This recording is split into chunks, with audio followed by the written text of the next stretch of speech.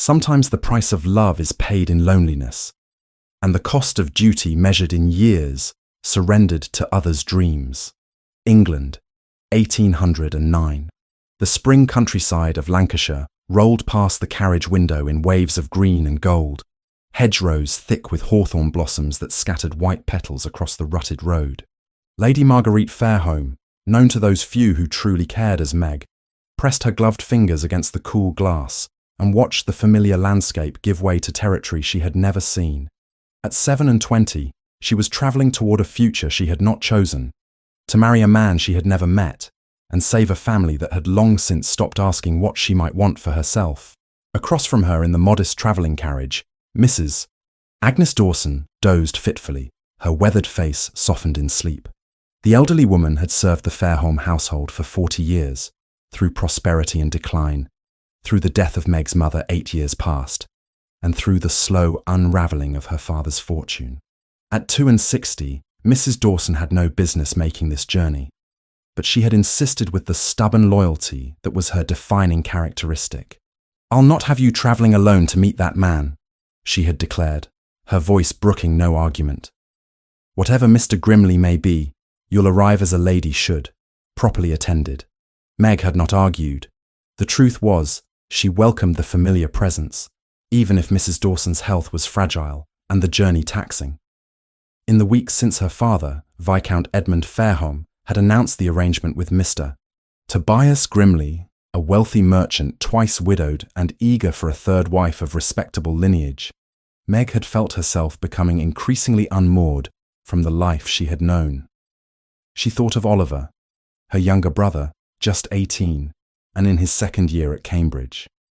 Bright, ambitious Oliver, who spoke of becoming a barrister and changing the world through law. Every shilling of his education had come from the careful management of household accounts that Meg had overseen for years, stretching their dwindling resources with a precision that would have impressed any London financier.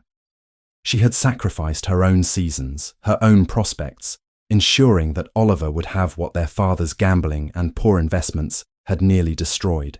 Now, with debts mounting and creditors growing impatient, Oliver's education hung in the balance. Unless Meg married Mr. Grimley and brought his considerable wealth into the family's reach, her brother would be forced to leave Cambridge, his dreams abandoned before they could take root. "You understand the necessity," her father had said, unable to meet her eyes as he delivered the news. "Grimley has agreed to settle the debts and provide an allowance for Oliver's completion of his studies. He asks only for a wife of good breeding. Only." As though she were nothing more than a broodmare, to be traded for financial relief, Meg closed her eyes briefly, pushing away the bitterness. She had made her choice with clear eyes and a determined heart. Oliver would finish his education, the Fairholme name would survive, and she would learn to tolerate Mr. Grimley, whoever he proved to be. A memory surfaced, unbidden and bittersweet. Her maternal grandmother, Lady Catherine Hathaway, had owned a small property in Devon, a cottage called Rosewood surrounded by gardens and rolling hills. Meg had visited twice as a child and carried vivid recollections of the wild roses that climbed the stone walls and the view of the distant sea from the upper windows. When her grandmother had died 12 years past, Meg had assumed the property would eventually pass to her mother, and then to her. She had asked her father about it once, years ago, wondering if it might provide some relief from their financial troubles. "The cottage is mortgaged," he had replied dismissively. "Lost to creditors long ago. Put it from your mind." And so she had, though occasionally she still dreamed of those rose-covered walls and imagined a different life, one where she might have claimed that small piece of independence for herself. The carriage jolted suddenly, throwing Mrs. Dawson forward with a startled cry. Meg reached out to steady the older woman as their driver's voice rang out, sharp with alarm. "Halt there! Stay back!" Through the window, Meg saw mounted figures emerging from the tree line on both sides of the road. 6 men, faces obscured by rough cloth masks, weapons drawn. Her heart seized with a terror so immediate and visceral that for a moment she could not breathe. Highwaymen, here on a well-travelled road in broad daylight. The carriage lurched to a stop, and the door was wrenched open. A man stood framed in the opening, tall and broad-shouldered, a pistol held with disturbing confidence in his right hand. "Out!" he commanded, his voice muffled by the mask, but carrying an authority that made Meg's skin prickle. "Both of you! Now!" Mrs. Dawson made a small, frightened sound. Meg squeezed her hand once, then rose on trembling legs. She had heard stories of what happened to women who resisted highwaymen. Cooperation, she had been told, was the surest path to survival. "We are coming," she said, surprised by the steadiness of her own voice. "Please do not harm us. We will give you whatever you want." She descended first, then helped Mrs. Dawson down. The elderly woman clung to her arm, whimpering softly.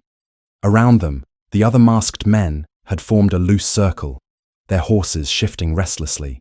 The spring sunlight that had seemed so benign moments ago now felt mockingly cheerful, illuminating a scene of violence in the making. The leader approached, his eyes visible above the mask, scanning Meg with an assessment that made her skin crawl. Yet something in his bearing struck her as odd. He moved with a precision that seemed at odds with the common criminal, his posture suggesting education rather than desperation. "Your valuables," he said. "Jewelry, coins, anything of worth." Meg fumbled with the clasp of her mother's pearl necklace, the only piece of real value she owned. Her fingers felt clumsy, uncooperative. Beside her, Mrs. Dawson had begun to weep quietly. "And the letter," the leader added, almost as an afterthought. "The one you're carrying. We'll have that as well." Meg's hand stilled. "What letter?" His eyes narrowed above the mask. "Don't play games, my lady. The correspondence. Hand it over." "I carry no important correspondence," Meg said, confusion momentarily overriding fear. "Only a personal message for my intended. Nothing that could possibly interest you." The leader exchanged glances with one of his companions. In that brief look, Meg caught something that confirmed her earlier instinct. These men spoke in the rough accents of common thieves, but underneath, she detected the cadence of educated speech, carefully disguised but not quite concealed.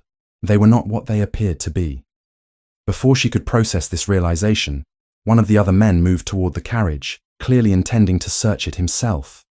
Mrs. Dawson gave a cry of protest, and in a moment of foolish bravery, lurched forward to stop him. The man's horse reared, startled by the sudden movement. Mrs. Dawson stumbled backward with a gasp, her face draining of colour, and collapsed against Meg's shoulder. "Mrs. Dawson!" Meg staggered under the older woman's weight, terror flooding through her. "Please! She needs help! She has a weak heart! Please!" The leader hesitated, and in that moment of distraction, the thunder of approaching hoofbeats shattered the tense tableau. A single rider appeared over the rise in the road, mounted on a massive black gelding that moved with the controlled power of a warhorse. The rider sat his mount with absolute confidence, his dark hair uncovered, his greatcoat billowing behind him. Even at a distance, there was something commanding in his bearing, something that spoke of authority and danger in equal measure. The masked men turned as one, weapons raising toward this new threat. Meg clutched Mrs. Dawson tighter, her mind racing through impossible scenarios. 1 man against 6 seemed like certain death, yet the rider did not slow or hesitate. He charged directly into their midst with a speed and precision that left Meg breathless. The stranger's hand moved in a blur, and suddenly the leader of the bandits was on the ground, disarmed and groaning. The rider wheeled his horse with expert control, and his boot connected with another attacker's chest, sending the man tumbling from his saddle. What followed was a display of combat skill that seemed to belong more to legend than reality. The stranger fought with the disciplined efficiency of a trained soldier, each movement calculated and devastatingly effective. He used his horse as an extension of his own body, positioning and repositioning to prevent the remaining bandits from surrounding him. When 2 attacked simultaneously from opposite sides, he ducked one swing, caught the attacker's arm, and used the man's own momentum to unhorse him while simultaneously blocking the second attacker's blade with what appeared to be a cavalry saber drawn from beneath his greatcoat. In less than 3 minutes, all 6 bandits lay sprawled on the ground, groaning, disarmed, and thoroughly defeated. Their horses, spooked by the violence, had scattered into the surrounding fields. The stranger dismounted with fluid grace and approached Meg, where she still supported Mrs. Dawson. Up close, he was even more imposing than he had seemed from a distance. Tall, easily over 6 feet, with broad shoulders and a lean, muscular build, evident even through his clothing. His face was striking rather than handsome, all sharp angles and strong features, with eyes of such a deep blue they appeared almost black in the afternoon light. He looked to be perhaps 32, with the bearing of a man accustomed to command. "Are you injured?" he asked, his voice deep and resonant, carrying an educated accent that marked him as a gentleman. "No," Meg managed, though her legs felt unsteady. "But Mrs. Dawson, my companion, she has fainted. Her heart is weak." The stranger moved immediately to help, supporting Mrs. Dawson's other side with surprising gentleness. "There is an inn 2 miles ahead. We need to get her there immediately. Can your driver manage?" "Yes," Meg said. Their driver, who had remained frozen on his seat throughout the attack, now scrambled down to assist. Together, they settled Mrs. Dawson inside the carriage. The elderly woman's breathing was shallow but steady, her colour slowly returning. The stranger examined her with the careful competence of someone who had dealt with battlefield injuries. "She will recover," he said, "but she needs rest and a physician's attention. I will escort you to the inn and ensure proper care is arranged." Only then did Meg truly register what he had done. "You saved us, against 6 armed men, alone." Something that might have been amusement flickered across his austere features. The odds were not as unequal as they appeared. Those were not common highway robbers, my lady. Their weapons were too fine, their tactics too organized. Someone hired them for a specific purpose. The mention of the letter returned to Meg's mind. "They asked for correspondence I do not possess. I do not understand any of this. Nor should you need to," he replied. "But I believe you have inadvertently wandered into something dangerous. The sooner you are safely at the inn, the better." He turned to mount his horse, and Meg realized she did not even know his name. "Wait, please. I must thank you properly. I am Lady Margaret Fairholme, daughter of Viscount Edmund Fairholme." He paused, then bowed with perfect courtesy. "Adrian Vance, Duke of Lennox, my lady. And no thanks are necessary. I am glad I happened upon you when I did. A duke." Meg felt heat rise in her cheeks at her own dishevelled state, her lack of proper manners in the wake of terror. "Your Grace, I am deeply in your debt." "You are in no one's debt," he said firmly. "Now, let us proceed to safety. We can discuss the details of what occurred once Mrs. Dawson is comfortable." The journey to the inn passed in a blur. Meg sat beside the unconscious Mrs. Dawson, monitoring her breathing, while her own mind raced with questions. Who had sent those men? Why had they wanted a letter she did not possess? And what did any of it have to do with her journey to marry Mr. Grimley? The Duke of Lennox rode alongside their carriage, his presence somehow both reassuring and unsettling. Meg found herself stealing glances at him through the window, noting the military bearing, the way his eyes constantly scanned their surroundings for threats. He had fought with a skill that spoke of extensive training and experience. Had he served in the war? Was he one of those aristocrats who had purchased a commission and led men into battle against Napoleon's forces?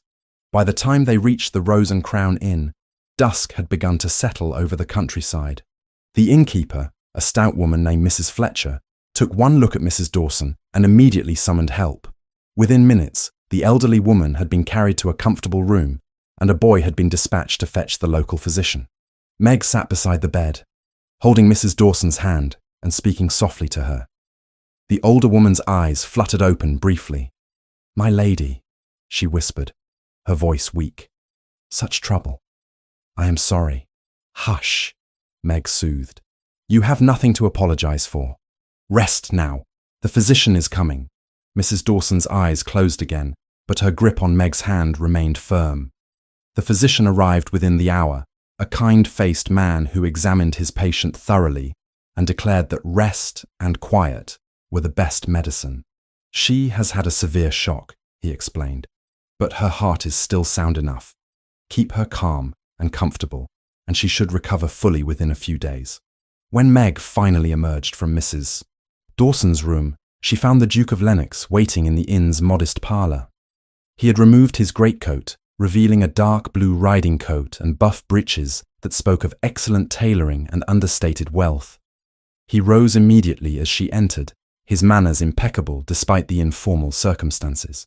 "Mrs. Dawson will recover," Meg reported, grateful to share the news. "The physician says she needs rest." "I am glad to hear it," the Duke replied. "Mrs.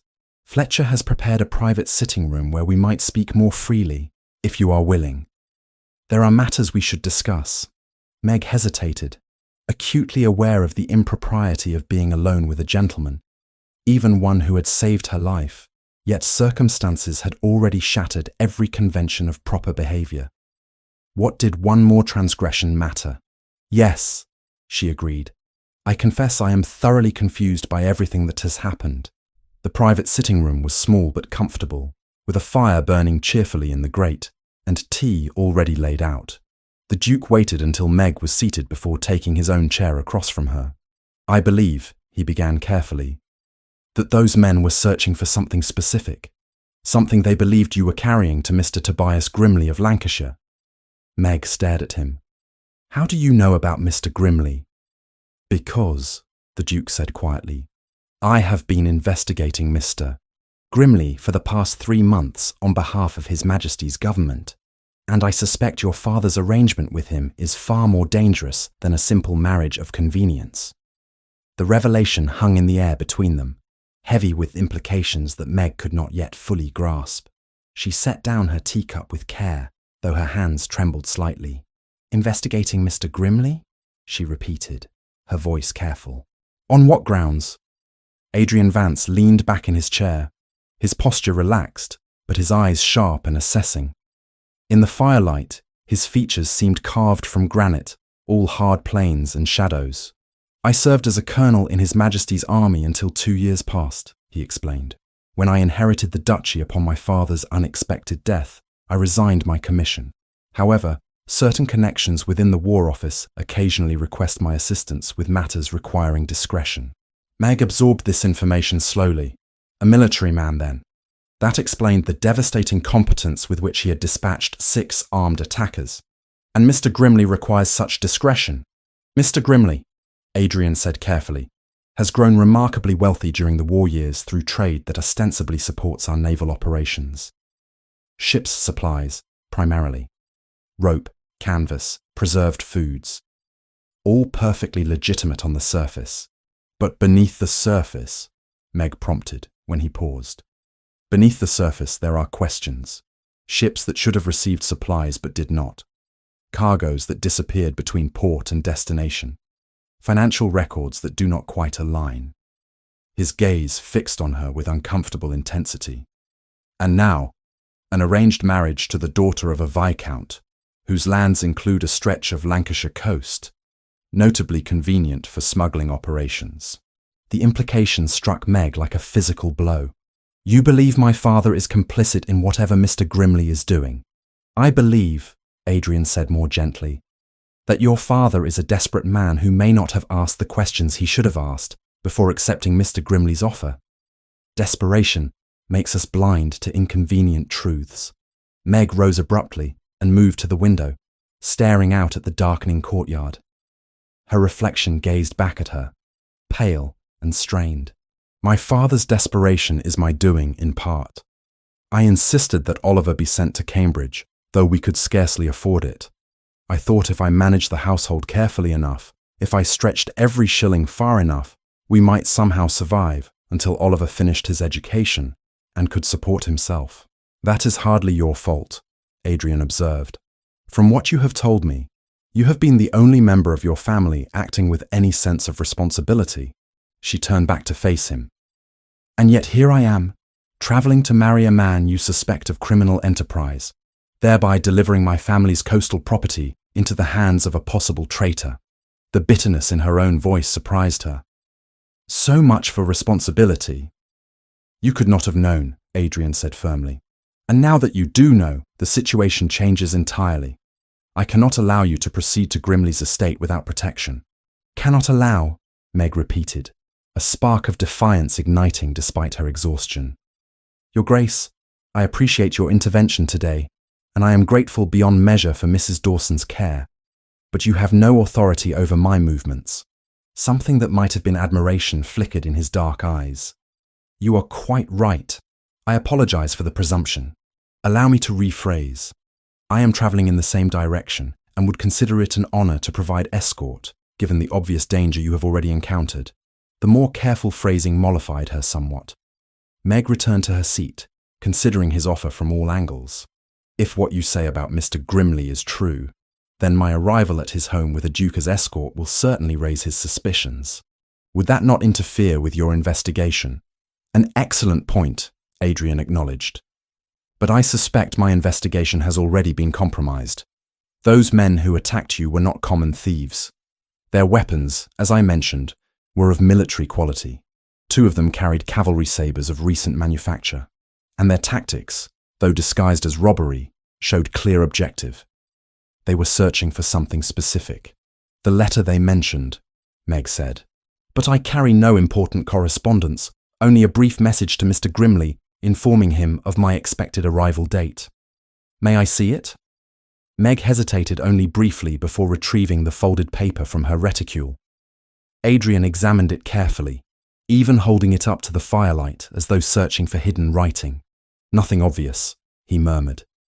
Yet someone believed you carried intelligence worth attacking for. That suggests they expected you to be carrying documents from your father to Grimley. Documents that perhaps detail the arrangement of the coastal property's use. My father gave me no such papers, Meg insisted. Only this simple message and instructions to comport myself appropriately as Mr. Grimley's intended bride. Adrian returned the letter to her. Then either your father chose not to entrust you with sensitive correspondence, or someone was misinformed about what you carried. Either way, you remain in danger. Grimley cannot know whether you possess damaging information or not. The logic was inescapable, though Meg found herself resisting its implications. To turn back now would mean returning to her father's house in disgrace, admitting failure and condemning Oliver to an unfinished education. Yet to proceed forward, knowing what she now knew, seemed equally impossible. I must think, she said finally. Mrs. Dawson needs to rest for several days in any case, according to the physician. That gives me time to consider my options. A wise decision, Adrian agreed. He rose, clearly preparing to take his leave. I have secured rooms here at the inn for the next 3 nights as well. If you require anything, or if you wish to discuss matters further, you need only send word. After he departed, Meg sat alone in the small parlour, watching the fire burn down to embers. The events of the day had left her feeling unmoored, as though the carefully constructed plan that had sustained her through weeks of dread had suddenly revealed itself as illusion. She had thought she understood her situation. Sacrifice her own prospects to save her family. Simple, if painful. Now nothing seemed simple at all. She checked on Mrs. Dawson before retiring to her own chamber. The elderly woman slept peacefully, her colour much improved. Meg squeezed her hand gently. I do not know what to do, she whispered into the quiet room.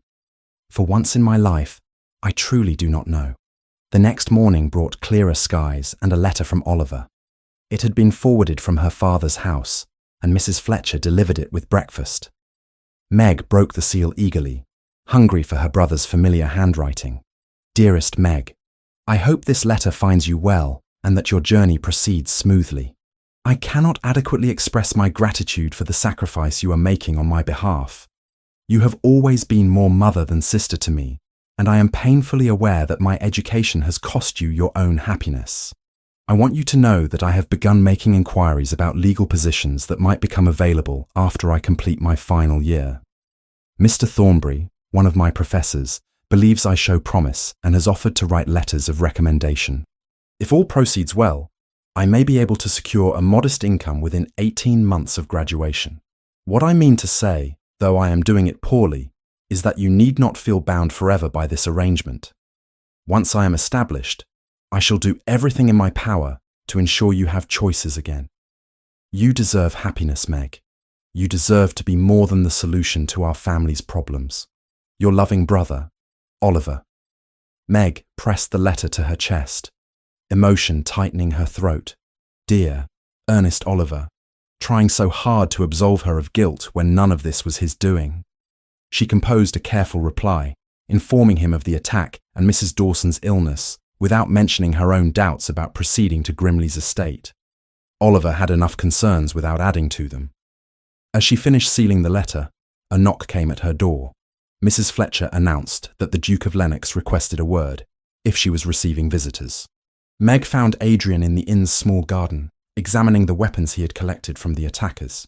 He looked up as she approached, and she was struck again by the austere handsomeness of his features, softened slightly in the morning sunlight.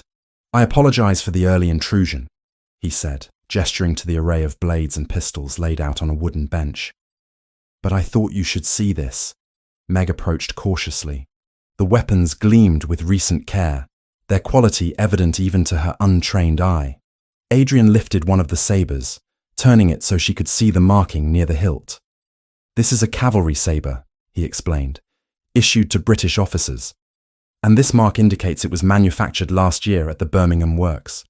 Such weapons do not find their way into common criminals' hands by accident. Someone supplied them, Meg said slowly, understanding dawning. Someone with access to military stores. Precisely.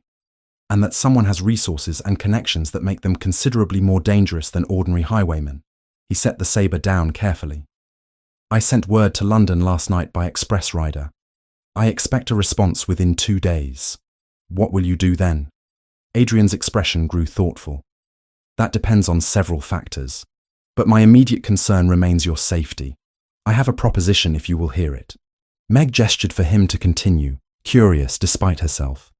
Mrs. Dawson requires rest and cannot travel for at least 3 more days, he said. During that time, allow me to escort you to Grimley's estate, as originally planned.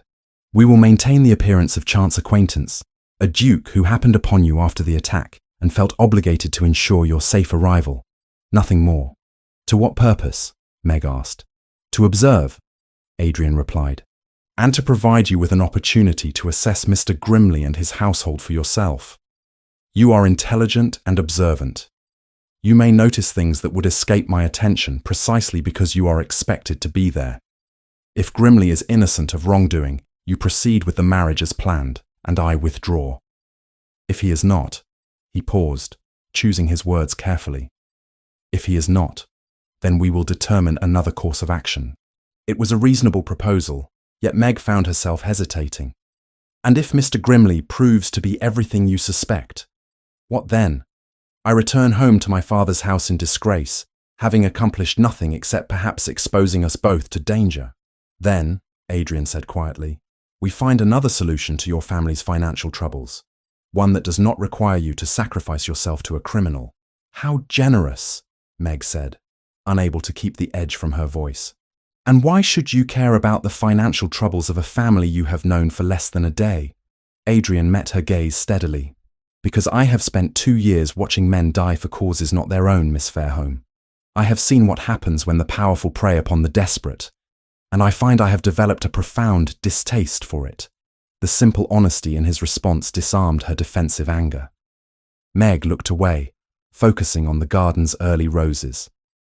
I must think about this. Your offer is generous, but I cannot make such a decision lightly. Of course, Adrian agreed. Take the time you need. I will be here. Over the next 2 days, as Mrs. Dawson regained her strength, Meg found herself drawn into unexpected conversations with the Duke of Lennox.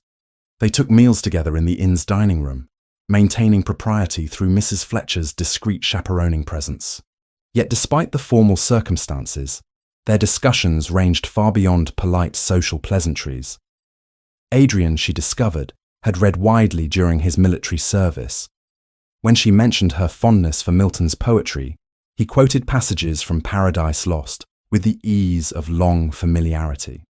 When she expressed curiosity about the campaigns in Portugal, he described the terrain and tactics with a storyteller's gift for vivid detail, though he spoke little of the violence itself. You have a talent for explaining complex matters simply, Meg observed during one such conversation. Were you ever tempted to teach rather than command? Teaching is a form of command, Adrian replied with a slight smile. The best officers teach their men to think as well as obey. I found satisfaction in that. And do you miss it? The military life? His expression grew distant. I miss the clarity of purpose. In battle, you know your objective, you know your enemy, and you know the stakes. In civilian life, everything is more ambiguous, more complicated. Meg understood that sentiment better than he might realize. Yes, she agreed softly. Ambiguity is exhausting. On the second evening, as they took a turn around the inn's garden, Adrian asked about her management of her father's estate. Initially defensive, assuming he questioned her competence, Meg gradually relaxed as she realized his interest was genuine. I began by simply organizing the account books, she explained. My father had kept no systematic records for years. Income and expenditure were handled haphazardly, often with no record at all. I started tracking everything meticulously. Every bushel of grain sold, every repair made, every servant's wage paid. That must have revealed uncomfortable truths, Adrian observed. It did, Meg confirmed. We were spending nearly twice what we earned. My father's gambling debts alone consumed more than the estate generated in rents. I reduced the household staff, negotiated with merchants for better terms on supplies, and found buyers for items we no longer needed. Did your father approve of these changes? Meg laughed without humor. My father barely noticed. He was content so long as his immediate needs were met. It was Oliver who truly appreciated what I was doing. He helped me create a system for tracking tenant payments and seasonal expenses. Adrian stopped walking, turning to face her directly. Miss Fairholme, what you accomplished required considerable skill. Many estate managers with formal training could not have done as well. The unexpected praise brought warmth to her cheeks. I did what was necessary. Nothing more. Necessity does not diminish achievement, he replied firmly. On the third day, as Mrs. Dawson declared herself recovered enough to travel, Meg made her decision. She would accept Adrian's escort to Grimley's estate. She would observe, assess, and make her final choice based on what she discovered there. But I want to be clear, she told Adrian as they prepared to depart. I am not promising to abandon this arrangement based solely on your suspicions. My family's welfare hangs in the balance. I need evidence, not assumptions, before I can turn away from the solution to our problems. Understood, Adrian agreed. I ask only that you trust your own judgment. If something feels wrong, do not dismiss that instinct. The journey to Grimley's estate took 2 days, travelling at a pace that accommodated Mrs. Dawson's still fragile health. Adrian rode alongside their carriage, ever vigilant for threats, though none materialized. At night, they stopped at respectable inns, where Adrian secured separate rooms with scrupulous regard for propriety. During the journey, their conversations continued, ranging from philosophy to literature to the changing nature of English agriculture.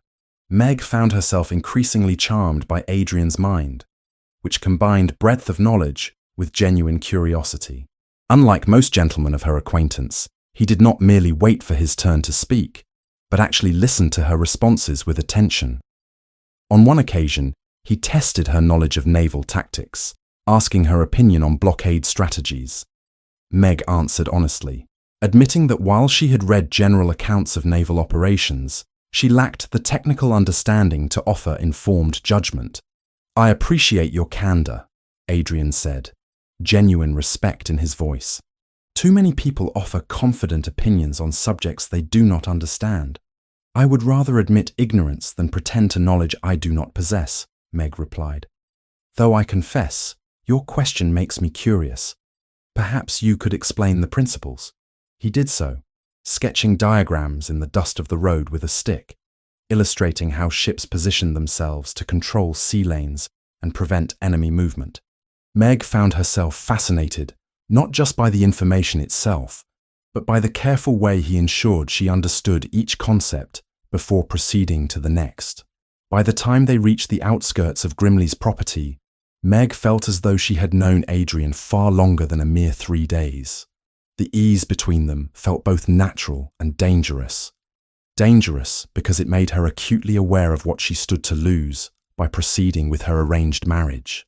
Grimley's estate appeared over a rise in the road, a sprawling manor house built in the newest style, all white stone and classical columns that seemed somehow ostentatious against the Lancashire landscape. To the east, Meg could see what appeared to be warehouse buildings, larger than one might expect for a private estate. Adrian noticed her observation. His legitimate business, he murmured quietly. Ships' supplies stored before transport to naval yards. Or so the official records indicate. As their carriage turned up the long drive, Meg caught movement near the warehouses, men loading crates onto wagons with what seemed unusual haste for such a remote location. Adrian's expression remained neutral, but she saw his eyes tracking every detail. "Remember," he said quietly, drawing his horse close to the carriage window. "You are here to observe, nothing more. If you feel unsafe at any point, send word immediately." Meg nodded, her mouth suddenly dry. Whatever awaited her in that grandiose house, whatever truth lay hidden in those busy warehouses, she was about to discover whether the price of her family's salvation was higher than she could bear to pay. The carriage rolled to a stop before the grand entrance, and Meg smoothed her travelling dress, preparing to meet the man who intended to make her his wife. Mr. Tobias Grimley stood framed in the entrance of his manor house, a figure of calculated prosperity. At 58, he carried himself with the confidence of a self-made man who had clawed his way from modest beginnings to considerable wealth. His evening coat was of the finest cloth, his waistcoat embroidered with gold thread that caught the afternoon light. Yet something in his bearing struck Meg as performative, as though he were playing the role of gentleman rather than inhabiting it naturally. "Lady Marguerite," he said, descending the steps to greet her carriage. His voice was smooth, cultured, though Meg detected the faint traces of a provincial accent beneath the polish. "What a delight to finally make your acquaintance. I trust your journey was without incident." Meg accepted his hand as she descended from the carriage, acutely aware of Adrian dismounting nearby. "There were some difficulties," she said carefully. "We encountered highwaymen on the road 2 days past. My companion, Mrs. Dawson, suffered from the shock and required time to recover." Grimley's expression shifted to one of concern that seemed oddly rehearsed. "How dreadful! Highwaymen, you say? The roads have become perilously unsafe since the war's end. So many discharged soldiers turned to crime." His gaze moved past her to Adrian. "And who might this be?" "The Duke of Lennox," Meg introduced. "He came upon us during the attack and was kind enough to escort us safely here after ensuring Mrs. Dawson received proper medical attention." Something flickered in Grimley's eyes, too quickly masked to identify, but Meg had seen it. Surprise, perhaps, or calculation. He bowed deeply to Adrian. "Your Grace, this is an unexpected honour. You have my profound gratitude for protecting my intended bride." "The circumstances were fortunate," Adrian replied, his tone perfectly neutral. "I happened to be travelling the same road. Common decency required intervention." "Nevertheless," Grimley insisted, "you must allow me to offer hospitality. Surely you will stay for dinner. It is the least I can do to express my thanks." Adrian inclined his head. "You are generous, Mr. Grimley. I would be pleased to accept." As they entered the house, Meg noted the interior's ostentatious display. Every surface gleamed with new gilt. Every wall bore paintings that seemed chosen more for size than artistic merit. The entrance hall featured a marble floor, imported at what must have been considerable expense, and a chandelier that would not have looked out of place in a duke's residence.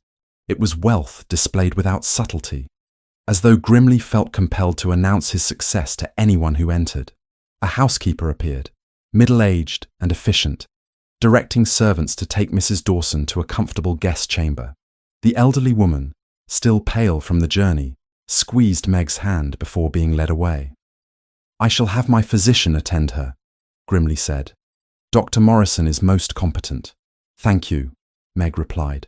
"She has been with my family for many years. Her welfare is important to me." Grimley gestured toward a drawing room decorated in the same lavish style as the entrance hall. "Please, both of you, take your ease. I shall have refreshments brought immediately, and we shall dine at 8. Lady Marguerite, I have prepared chambers for you in the east wing. with a view of the gardens I believe you will find most agreeable." The next few hours passed in the strange limbo of forced sociability. Grimley proved an attentive host, inquiring after Meg's journey, expressing concern for Mrs. Dawson's health, and making polite conversation with Adrian about matters of no particular consequence. Yet, beneath the surface courtesy, Meg sensed an undercurrent of tension, particularly when Grimley's gaze rested on Adrian. It was the wariness of a man confronted with an unexpected variable in his carefully laid plans. When they gathered for dinner, the dining room proved as excessive as the rest of the house. The table could have seated 20, though only 3 places had been set at one end.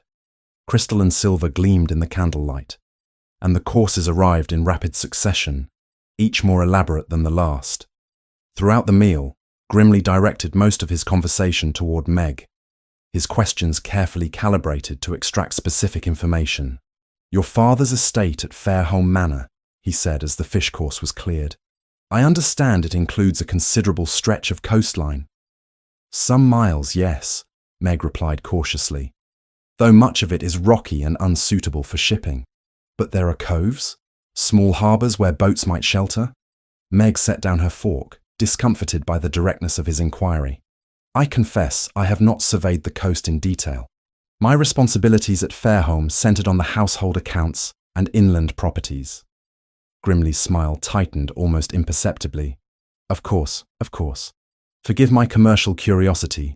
I am always thinking of trade routes and opportunities. A failing of mine, I fear. One cannot build a business without such considerations." Adrian, who had remained largely silent through dinner, now spoke. "Your business is naval supplies, I understand, a noble contribution to England's defence." "Indeed," Grimley replied, warming to the topic. "I began with modest rope-making operations 15 years past and have since expanded considerably. My warehouses supply cordage, canvas, and preserved provisions to shipyards across Lancashire and Yorkshire. The war created unprecedented demand, though I am proud to say I never compromised on quality despite the pressure for quantity." "Admirable," Adrian said. "Though I imagine the war's end has affected your trade." "Some adjustment has been necessary," Grimley acknowledged. "But commerce adapts. There are always markets for those clever enough to find them." The statement hung in the air, weighted with meaning that Meg could sense but not quite decipher. She glanced at Adrian and caught the slight narrowing of his eyes, the only indication that he too had registered something significant in Grimley's words. As the meal concluded, Grimley turned his attention fully to Meg. "I hope, Lady Marguerite, that we might speak privately tomorrow regarding the arrangements for our marriage. I am eager to proceed with all appropriate haste. Your father and I agreed that a wedding within the month would be most suitable." "Within the month?" Meg repeated, unable to hide her surprise. "Surely that is rather sudden. I had assumed we would have time to become better acquainted." Grimley's smile never wavered, but his eyes took on a harder quality. "My dear lady, at our respective ages, lengthy courtships seem unnecessary. Would you not agree? You are 7 and 20, I am 8 and 50. We are both mature enough to recognize a practical arrangement when we see one. Romance is for young fools. We understand the transaction we are entering." The bluntness of his assessment struck Meg like a physical blow, though she maintained her composure. Transaction was precisely the word her father had used, yet hearing it spoken so openly by her intended husband made the reality of her situation inescapable. "I believe," Adrian interjected smoothly, "that Lady Marguerite has had a trying few days and may wish to retire. The attack on the road was distressing, and travel always exhausts." Grateful for the intervention, Meg rose. "Yes, I confess myself quite fatigued.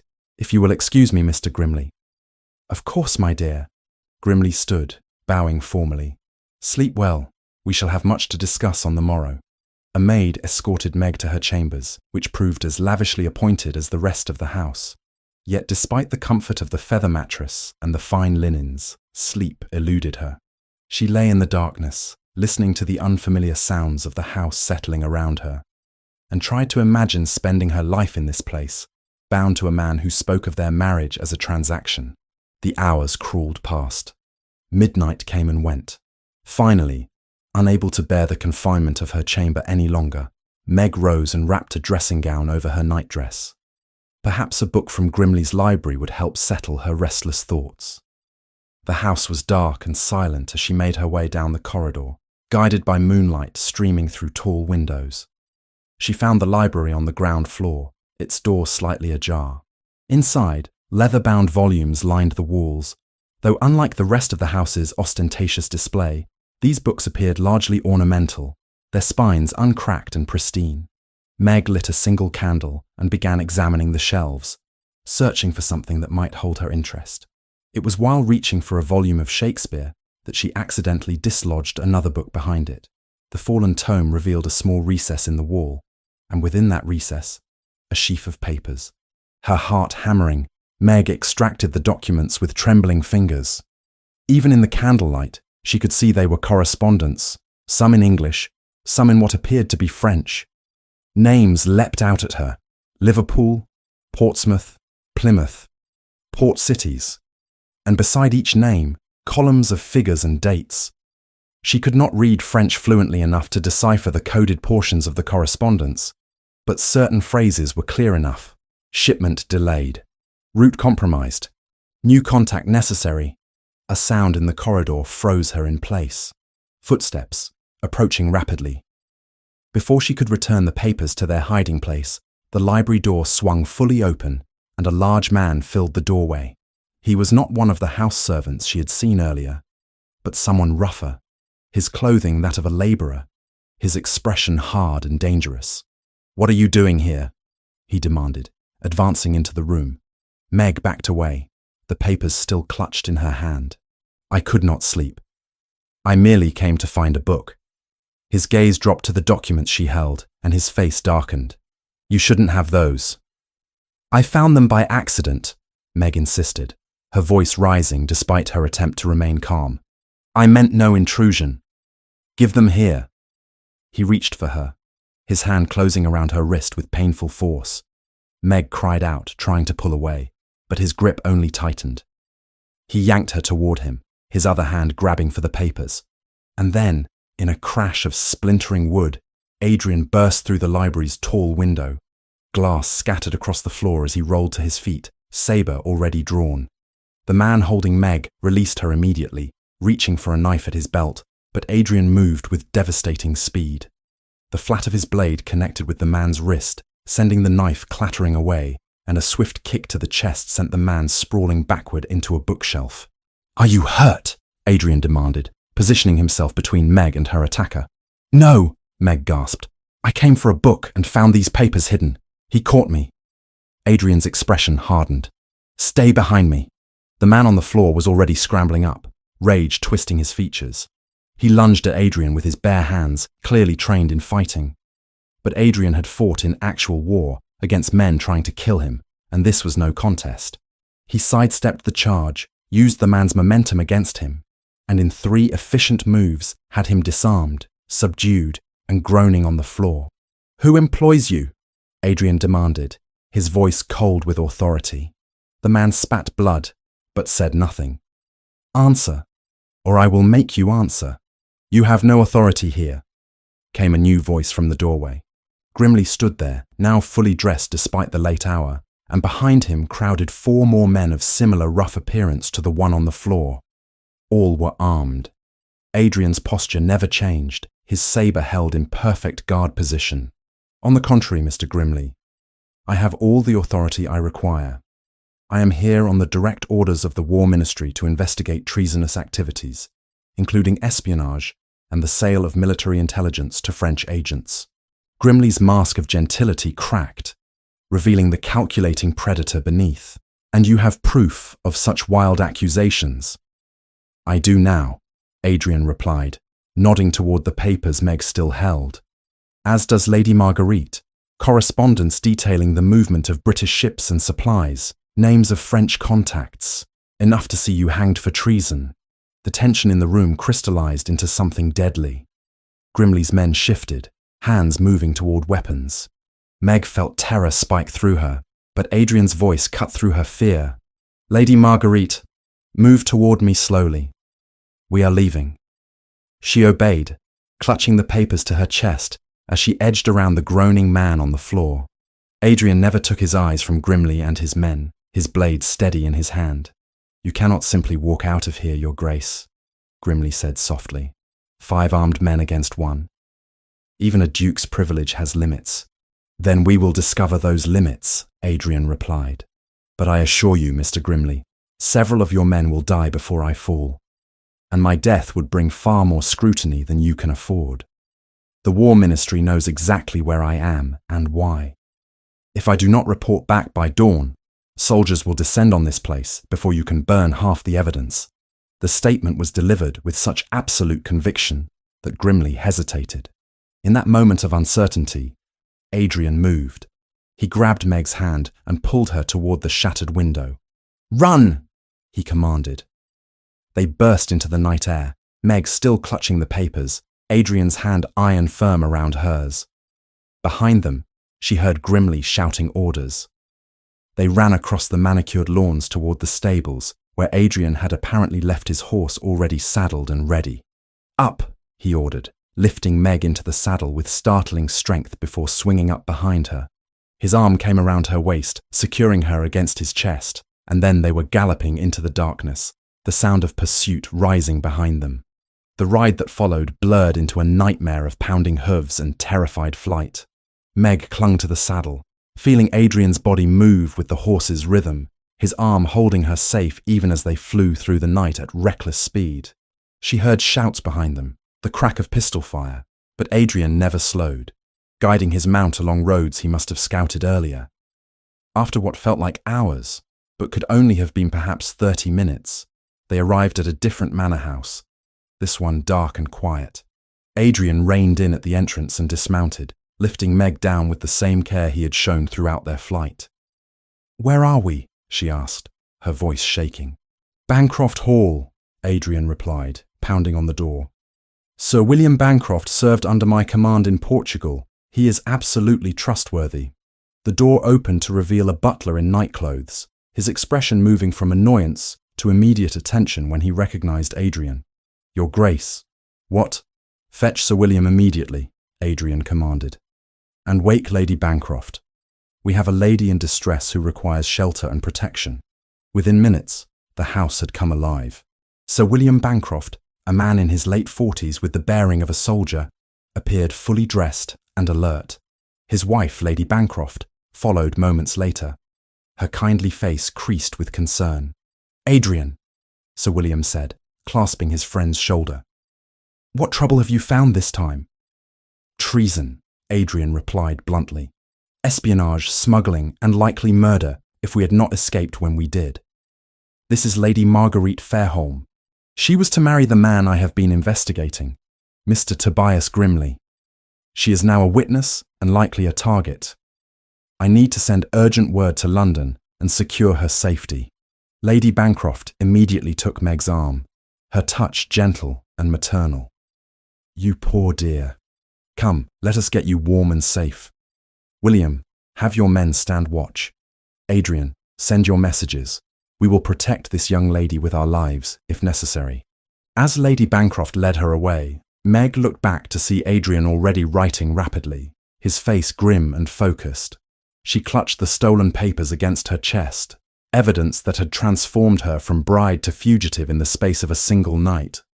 Her carefully planned sacrifice to save her family had just become something far more dangerous and far more complicated than she had ever imagined.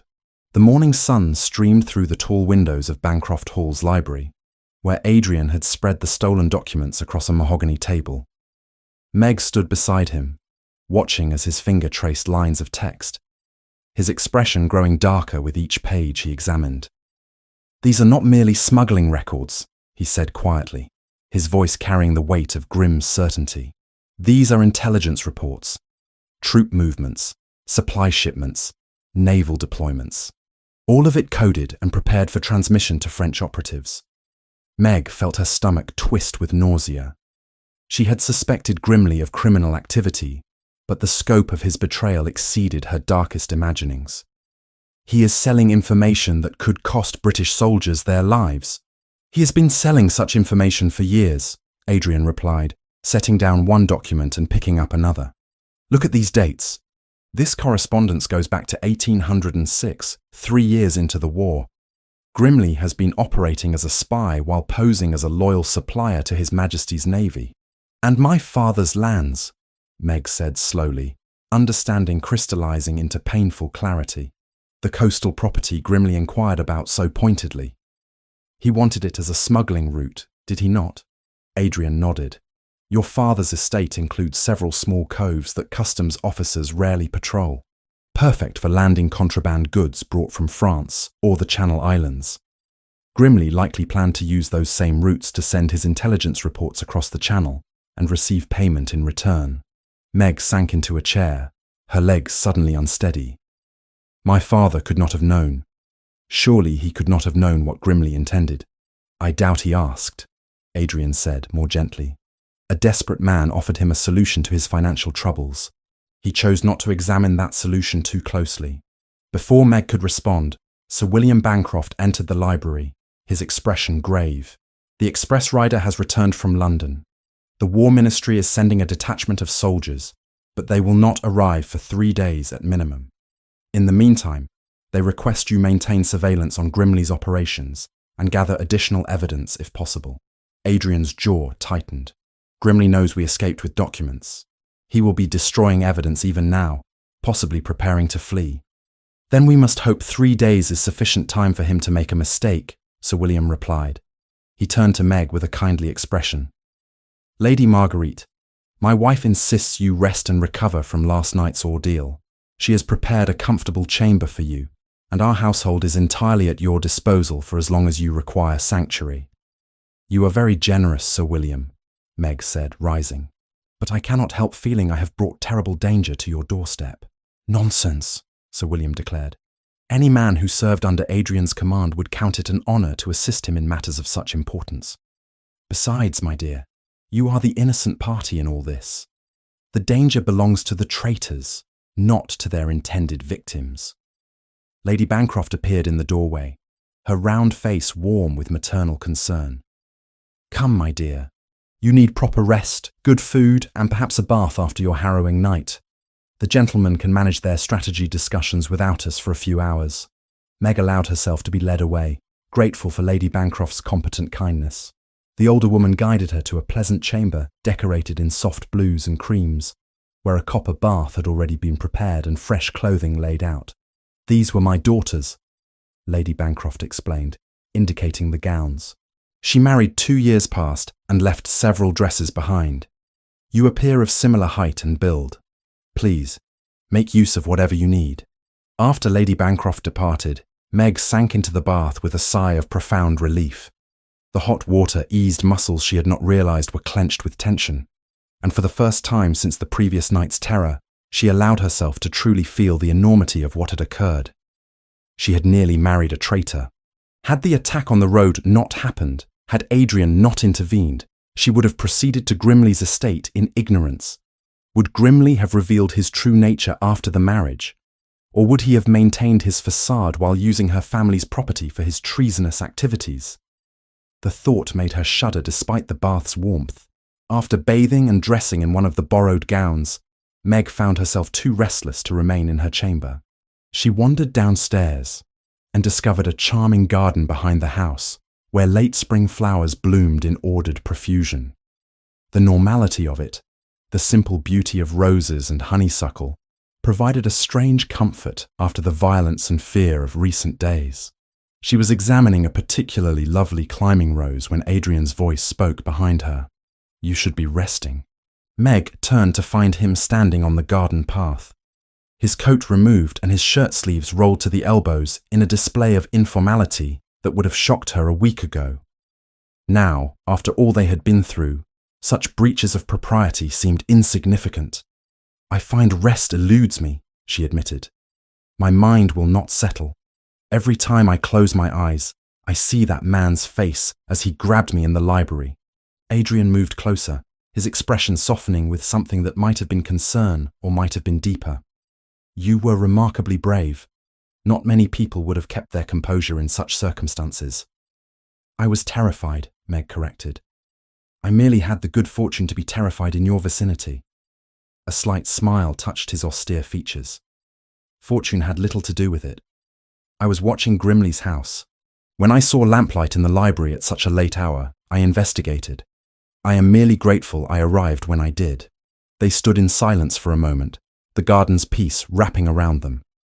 Finally, Meg voiced the question that had haunted her since their escape. What will happen now? To Grimley, to the investigation, to everything. Adrian's expression grew serious. Grimley will be arrested when the soldiers arrive, along with anyone in his household involved in his schemes. The documents you discovered provide sufficient evidence to charge him with treason and espionage. He will hang, almost certainly. And my father's arrangement with him? Void, naturally. No court would enforce a marriage contract with a convicted traitor. Adrian paused, then added carefully, but that leaves your family's financial situation unresolved. The debts that drove your father to accept Grimley's offer still exist. Meg turned away, staring at the roses without seeing them. Yes, we are back where we started, except now we have the added complication of scandal. When society learns I was traveling to marry a traitor, even briefly, the gossip will be merciless. You are a victim, not an accomplice, Adrian said firmly. Anyone with sense will recognize that. Society is not known for its sense, Meg replied with a bitterness she could not quite suppress. Scandal attaches to women regardless of their innocence. I will be the subject of whispers and speculation. Oliver's prospects may suffer by association. And my father... She trailed off, uncertain how to complete that thought. Your father's choices created this situation, Adrian said, moving to stand beside her. You bear no responsibility for his failings. Meg appreciated the sentiment, though it provided little practical comfort. Perhaps not, but I will bear the consequences nonetheless. They remained in the garden for some time, speaking of lighter matters. Adrian described his time in Portugal with a storyteller's gift, painting vivid pictures of the landscape and the people he had encountered. Meg found herself sharing memories of her childhood before her mother's death, when Fairholme Manor had been a place of warmth and laughter. You carry too much, Adrian observed at one point. You have spent years shouldering responsibilities that should never have fallen to you. Someone had to, Meg replied simply. Oliver needed guidance. The household needed management. If I had not stepped forward, everything would have collapsed years ago. And what did you need? Adrian asked quietly. Who shouldered your burdens? The question struck something deep within her, a loneliness so profound she had learned not to acknowledge it. I managed, she said, but her voice wavered slightly. Adrian's hand found hers, his touch warm and steady. You should not have had to simply manage. You deserved more. Before Meg could respond to this unexpected tenderness, a commotion at the front of the house drew their attention. Voices, urgent and familiar, carried through the open windows. Where is she? Where is my sister? Oliver. Meg ran toward the house, arriving in the entrance hall to find her brother arguing with Sir William's butler. At 18, Oliver was tall and gangly, still growing into his height, with unruly brown hair and eyes the same green moss shade as Meg's. He looked exhausted, his travelling clothes dusty and his face drawn with worry. Oliver! Meg cried, and he turned, relief flooding his features. Meg! He crossed the hall in 3 strides and pulled her into a fierce embrace. Thank God! Your letter said you were safe, but I had to see for myself. How did you get here so quickly? Meg asked, pulling back to look at him properly. Cambridge is days away. No, I left the moment your first letter arrived describing the attack on the road, Oliver explained. I knew something was wrong. And then your second letter, the one sent from here, confirmed my worst fears. Mr. Grimley is a traitor. You nearly married a traitor. I am safe, Meg assured him. Thanks to the Duke of Lennox. Oliver's gaze moved past her to where Adrian had entered the hall. The young man straightened, attempting to compose himself into something resembling proper deportment. Your Grace, I owe you a debt I can never adequately repay. My sister is everything to me. If anything had happened to her, nothing did happen, Adrian interrupted firmly. And no debt exists. I did what any man of honor would do in similar circumstances.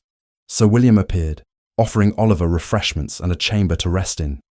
But the young man waved away such concerns. I must know everything. What truly happened? What danger remains? They gathered in the library, where Adrian laid out the full scope of Grimley's treachery. Oliver listened with growing horror, his knuckles white where he gripped the chair's arms. Father sent you to that monster, he said finally, his voice tight with barely contained rage. He sent you to marry a man engaged in treason, all to settle his gambling debts. Father could not have known the full extent of Grimley's activities, Meg said, though the defence felt hollow even to her own ears. Could he not? Oliver challenged. I spoke with some of the servants before I left Fairholme Manor. They whisper about Father's desperation, about the visitors who came at odd hours, about the amounts of money he owed. He would have accepted any offer from anyone, regardless of their character or intentions. Pay.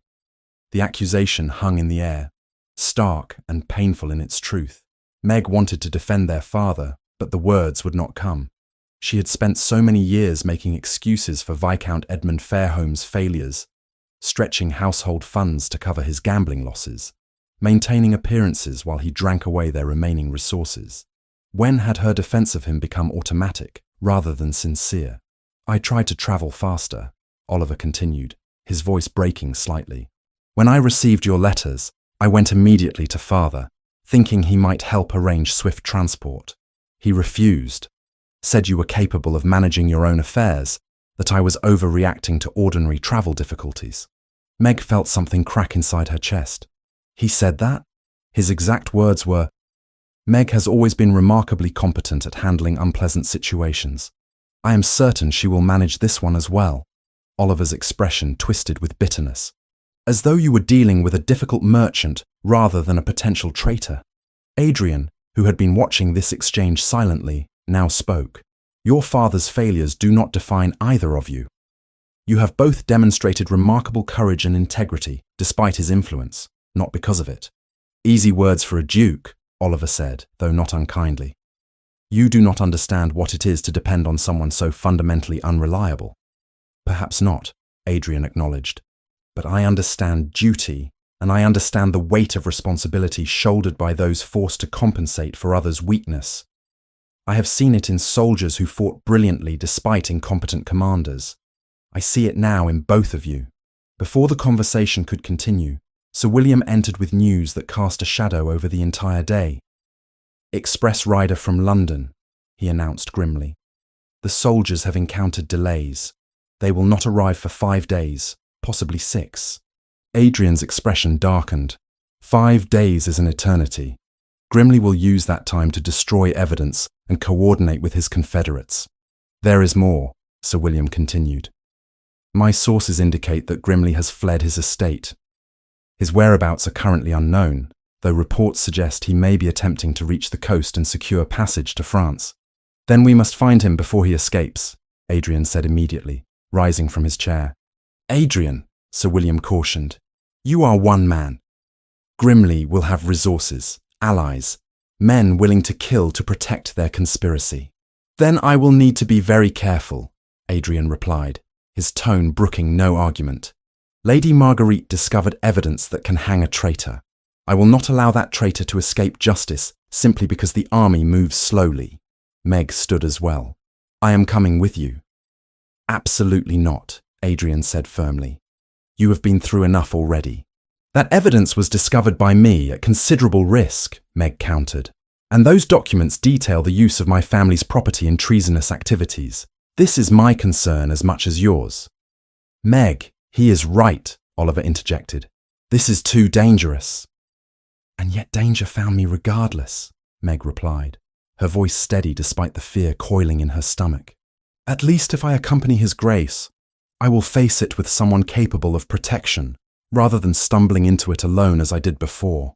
Adrian studied her face for a long moment, and Meg met his gaze without flinching. Finally, he nodded slowly. Very well.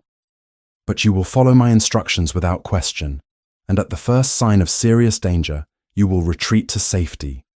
Agreed? Agreed, Meg said, relief and apprehension warring within her. That evening, As plans were made and preparations begun, Meg found herself in the garden again, seeking the peace of growing things under the stars. Adrian joined her, as she had somehow known he would. "Are you certain about tomorrow?" he asked quietly. "No," Meg admitted. "But I am certain that I cannot remain here in safety while others risk themselves on my behalf. I have spent too many years being protected, being managed, being told what I should and should not do. This is my choice." Adrian was silent for a moment. Then, unexpectedly, he smiled. "You are quite remarkable, Lady Marguerite Fairholme." "I am terrified," Meg corrected. "Merely too stubborn to show it. Bravery and terror are not mutually exclusive," Adrian observed. "The bravest men I ever commanded were those who felt fear and acted anyway." They stood together in the darkness, the garden's roses releasing their perfume into the night air. Slowly, carefully, Adrian reached out and took her hand. The touch was gentle, questioning, and Meg found herself curling her fingers around his in answer. "When this is over," he said softly, "when Grimley is captured and the danger past, I should like to speak with you about matters unrelated to treason and espionage." Meg's heart hammered in her chest. "What matters?" "Matters of a more personal nature," Adrian replied. "Matters I cannot properly address while your life remains in danger and your future uncertain." I see," Meg whispered, though she did not see at all, could not quite allow herself to hope that he might mean what she desperately wanted him to mean. Adrian lifted her hand to his lips, pressing a kiss to her knuckles, with a gentleness that seemed at odds with his martial bearing. "Survive the next few days with me, Marguerite. Then we shall discuss what comes after." The use of her given name sent warmth flooding through her. "I shall do my best, Your Grace." "Adrian," he corrected gently. "When we are alone, please, call me Adrian." "Adrian," she repeated, tasting his name on her tongue and finding she liked the shape of it. Above them, stars wheeled in their ancient paths, indifferent to human dramas of love and treason unfolding beneath their cold light. Tomorrow would bring danger, confrontation, and the reckoning that came from choosing courage over safety. But tonight, in a garden filled with roses, Meg allowed herself to feel something other than duty and responsibility. She allowed herself to feel hope. The dawn after their conversation in the garden arrived too quickly. Meg found Adrian in the stable yard as Sir William's grooms prepared horses for the journey to London. He looked every inch the military officer again, his greatcoat fastened against the morning chill, his expression focused and distant. "Are you certain you wish to proceed to London?" he asked when he saw her approach. "Sir William and Lady Bancroft have offered you sanctuary here for as long as necessary." "I am certain," Meg replied, though her stomach churned with apprehension. "You said yourself that Grimley's capture is not guaranteed. I would rather be where I can learn news immediately than wait here in ignorance." Adrian studied her face, then nodded slowly. "Very well. But there are matters we must discuss before we depart. Walk with me?" They moved away from the stable yard toward a small copse of trees at the edge of the Bancroft property. The morning mist hung low over the fields, lending the landscape an ethereal quality. When they were sufficiently distant from prying ears, Adrian stopped and turned to face her. "What I said last night, about speaking with you once this danger has passed," he began, his voice careful. "I meant every word, but I must be honest with you about the complications we face." Meg felt her heart begin to race. "What complications?" "When we return to London, when Grimley is captured and the investigation concluded, society will learn of your involvement in this affair. The scandal will be considerable. A lady travelling to marry a traitor, fleeing in the night with a duke, remaining at his friend's estate without family chaperone." Adrian's expression grew troubled. "Your reputation will suffer, regardless of your innocence." "I am aware of that," Meg said quietly. "And I," Adrian continued, "as the Duke of Lennox, have certain obligations. Expectations about whom I should marry, how I should conduct myself. My involvement in this investigation has been discreet, precisely because my position requires discretion." Meg felt something cold settle in her chest. "I see. You are saying that whatever feelings may exist between us, they cannot overcome the difference in our stations, or the scandal that surrounds me. No, Adrian said firmly, reaching for her hand. That is not what I am saying. I am saying that I cannot, in good conscience, make you promises while your life remains in danger and your future uncertain. You deserve more than a proposal born of circumstance or obligation. You deserve courtship, consideration, and the freedom to choose without desperation driving your decision. How noble, Meg replied, unable to keep the edge from her voice. She withdrew her hand from his. And how convenient. You may maintain your interest without committing yourself, while I wait patiently for you to determine whether I am worth the scandal. Adrian's jaw tightened. That is unfair. Is it? Meg challenged. I have spent my entire adult life waiting, Adrian. Waiting for my father to manage his affairs responsibly. Waiting for Oliver to complete his education. Waiting for circumstances to improve enough that I might have choices of my own. And now you ask me to wait again, while you decide whether I am suitable. I ask you to wait only until we can approach this with clear minds and honest hearts, Adrian countered. Not in the midst of danger and scandal, when neither of us can think clearly. My mind is perfectly clear, Meg said, her voice trembling despite her attempt at composure. But I understand your position, Your Grace. You need not explain further. She turned to walk back toward the house, but Adrian caught her arm gently. Marguerite, please. Do not misunderstand my intentions. I am trying to protect you, not reject you. I have had quite enough of protection, Meg replied. What I need is honesty and clarity, not noble evasions about proper courtship. Either you wish to pursue a future with me despite the complications, or you do not. Everything else is merely pretty words to soften a rejection. Before Adrian could respond, the sound of an approaching carriage drew their attention. A vehicle bearing no crest or identifying marks rolled up the drive at considerable speed. When it stopped before the house, Oliver jumped out, followed by an older man Meg recognized with sinking dread. Viscount Edmund Fairholme had arrived. Meg walked quickly toward the house, Adrian following close behind. Her father stood in the drive, his face flushed with anger or drink, possibly both. At 53, he retained traces of the handsome man he had once been. But years of dissolution had coarsened his features and thickened his frame. There you are, he declared when he spotted Meg. Running off into the night, causing scandal, associating with dukes. Have you any idea what your behavior has cost this family? Father, Oliver said warningly, I explained everything in my letter. Meg was escaping a dangerous situation. B. A situation she need not have escaped had she simply conducted herself appropriately, the Viscount snapped. Mr. Grimley was a respectable businessman offering a generous settlement. Now his estate is abandoned, soldiers are searching for him, and the Fairholme name is being whispered about in connection with treason. Mr. Grimley is a spy and a traitor, Meg said, her voice cold. He intended to use our coastal property for smuggling operations and intelligence transfer to French agents. Had I married him, our entire family would have been implicated in his crimes. Accusations, her father dismissed. Hysterical feminine accusations with no proof. Adrian stepped forward, his presence commanding immediate attention. I am the Duke of Lennox, and I can assure you, sir, that the accusations against Mr. Grimley are supported by substantial evidence. Your daughter's courage in escaping his household and preserving that evidence has likely prevented further British casualties in the war effort. Viscount Fairholme blinked at Adrian, clearly unaccustomed to being contradicted by anyone, let alone a duke. Your Grace, I meant no disrespect. But surely you understand that a father must be concerned about his daughter's reputation. This scandal will make her unmarriageable. She was travelling to marry a traitor at your insistence, Adrian said, his voice taking on a dangerous edge.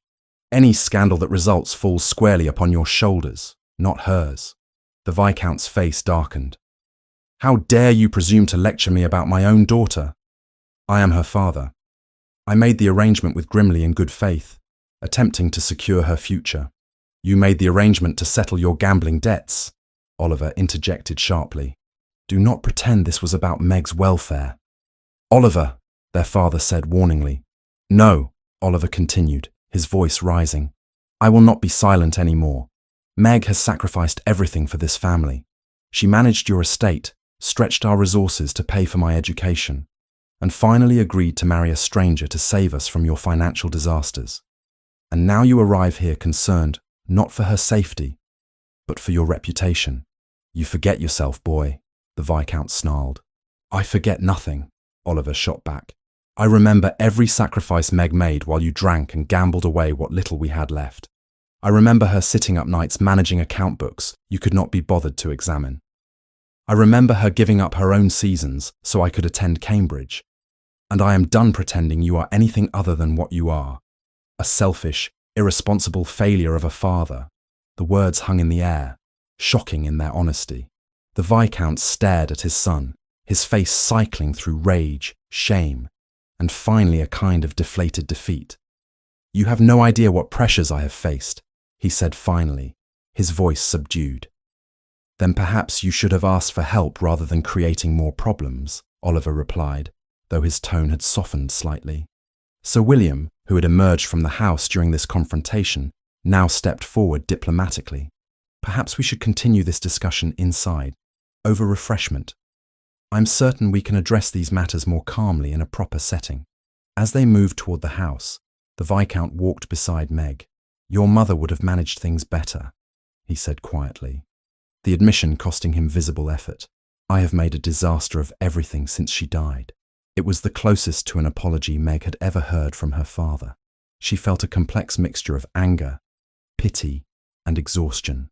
Yes, she agreed simply, you have. Inside, gathered in the Bancroft drawing room, the full situation was laid out for Viscount Fairholme. Adrian explained the evidence against Grimley, the scope of his treasonous activities, and the danger Meg had faced. Sir William confirmed the authenticity of the documents and the War Ministry's involvement in the investigation.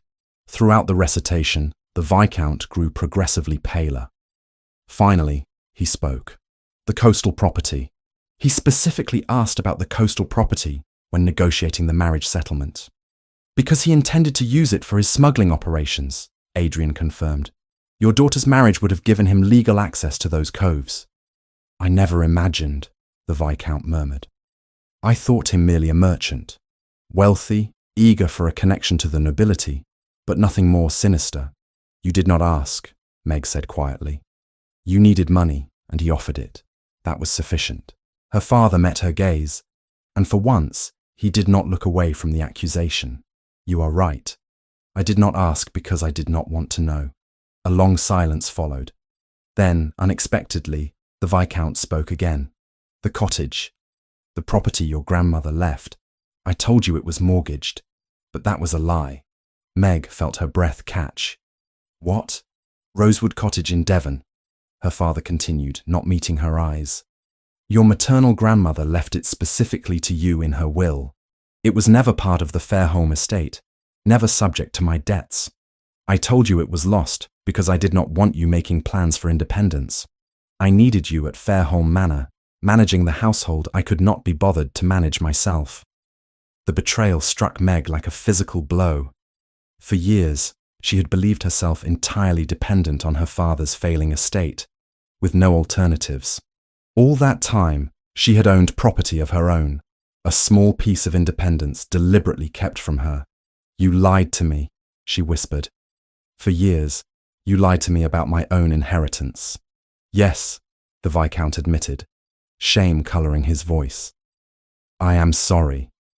Oliver stood abruptly. Sorry? You deliberately kept Meg trapped in servitude to your household, and you think sorry is sufficient. No, their father said wearily. I do not suppose it is. But it is all I have to offer. Adrian had been watching this exchange with an unreadable expression. Now he spoke. Lady Marguerite, I must depart for London today to coordinate Grimley's capture and deliver the evidence to the War Ministry. What do you wish to do? Meg looked at him, then at her father, then at Oliver. I wish to claim what is rightfully mine. Rosewood Cottage. I want the legal documents confirming my ownership, and I want them today. The Viscount nodded slowly. I will have my solicitor send them to you here within the week. Today, Meg repeated firmly. Oliver can ride to Fairholme Manor with you and bring them back immediately. I will not accept further delays or convenient forgetfulness. Today, her father agreed, the defeat evident in his voice. After the Viscount and Oliver departed to retrieve the necessary documents, Meg found herself alone with Adrian in the garden once more. The conversation felt unfinished, weighted with things unsaid. I handled our earlier discussion poorly, Adrian said without preamble. I was trying to be honourable, but instead I hurt you. That was not my intention. I know, Meg replied, but understanding your intentions does not change how your words felt. When this is over, Adrian said carefully, when Grimley is captured and you have claimed your property and had time to consider your options, I would very much like to court you properly, not because of obligation or scandal, but because in the short time I have known you, I have come to admire you more than any woman I have ever met. And if society disapproves? Meg asked. If the scandal proves too great? Then society will learn that the Duke of Lennox does not require their approval to choose his own Duchess. Adrian replied, his voice carrying absolute conviction. Meg felt tears prick at her eyes, despite her determination to remain composed. I do not need pretty words, Adrian. I need to know that you mean what you say, that you will not change your mind when the full weight of scandal descends. I mean every word, he said, taking her hands in his. But I also believe you need time to discover who you are when you are not carrying the weight of your family's survival. You have property of your own now, independence. You should experience that freedom before binding yourself to anyone, even me. It was sensible, practical advice. It was also, Meg had to admit, exactly what she needed to hear. Very well, go to London, capture your traitor. I shall claim my cottage and determine what independence feels like. And then? Adrian asked softly. And then, Meg replied, if you still wish to court a scandalous lady with a penchant for discovering treasonous correspondence, I may be persuaded to receive your attentions. Adrian smiled, a rare, genuine expression that transformed his austere features. He lifted her hands to his lips, pressing a kiss to each palm. I shall hold you to that promise. He departed within the hour, riding toward London and the final confrontation with Grimley. Meg watched him go, her emotions a tangled mess of hope, fear, and something that might have been the beginning of love. Oliver returned that evening with the legal documents confirming Meg's ownership of Rosewood Cottage. Also included were letters from her grandmother, written years ago and never delivered, expressing hope that the property would give Meg independence and choices her own mother had lacked. Father gave these to me without argument, Oliver said, watching Meg read through tear-blurred eyes. I think perhaps he truly is sorry, in his limited way.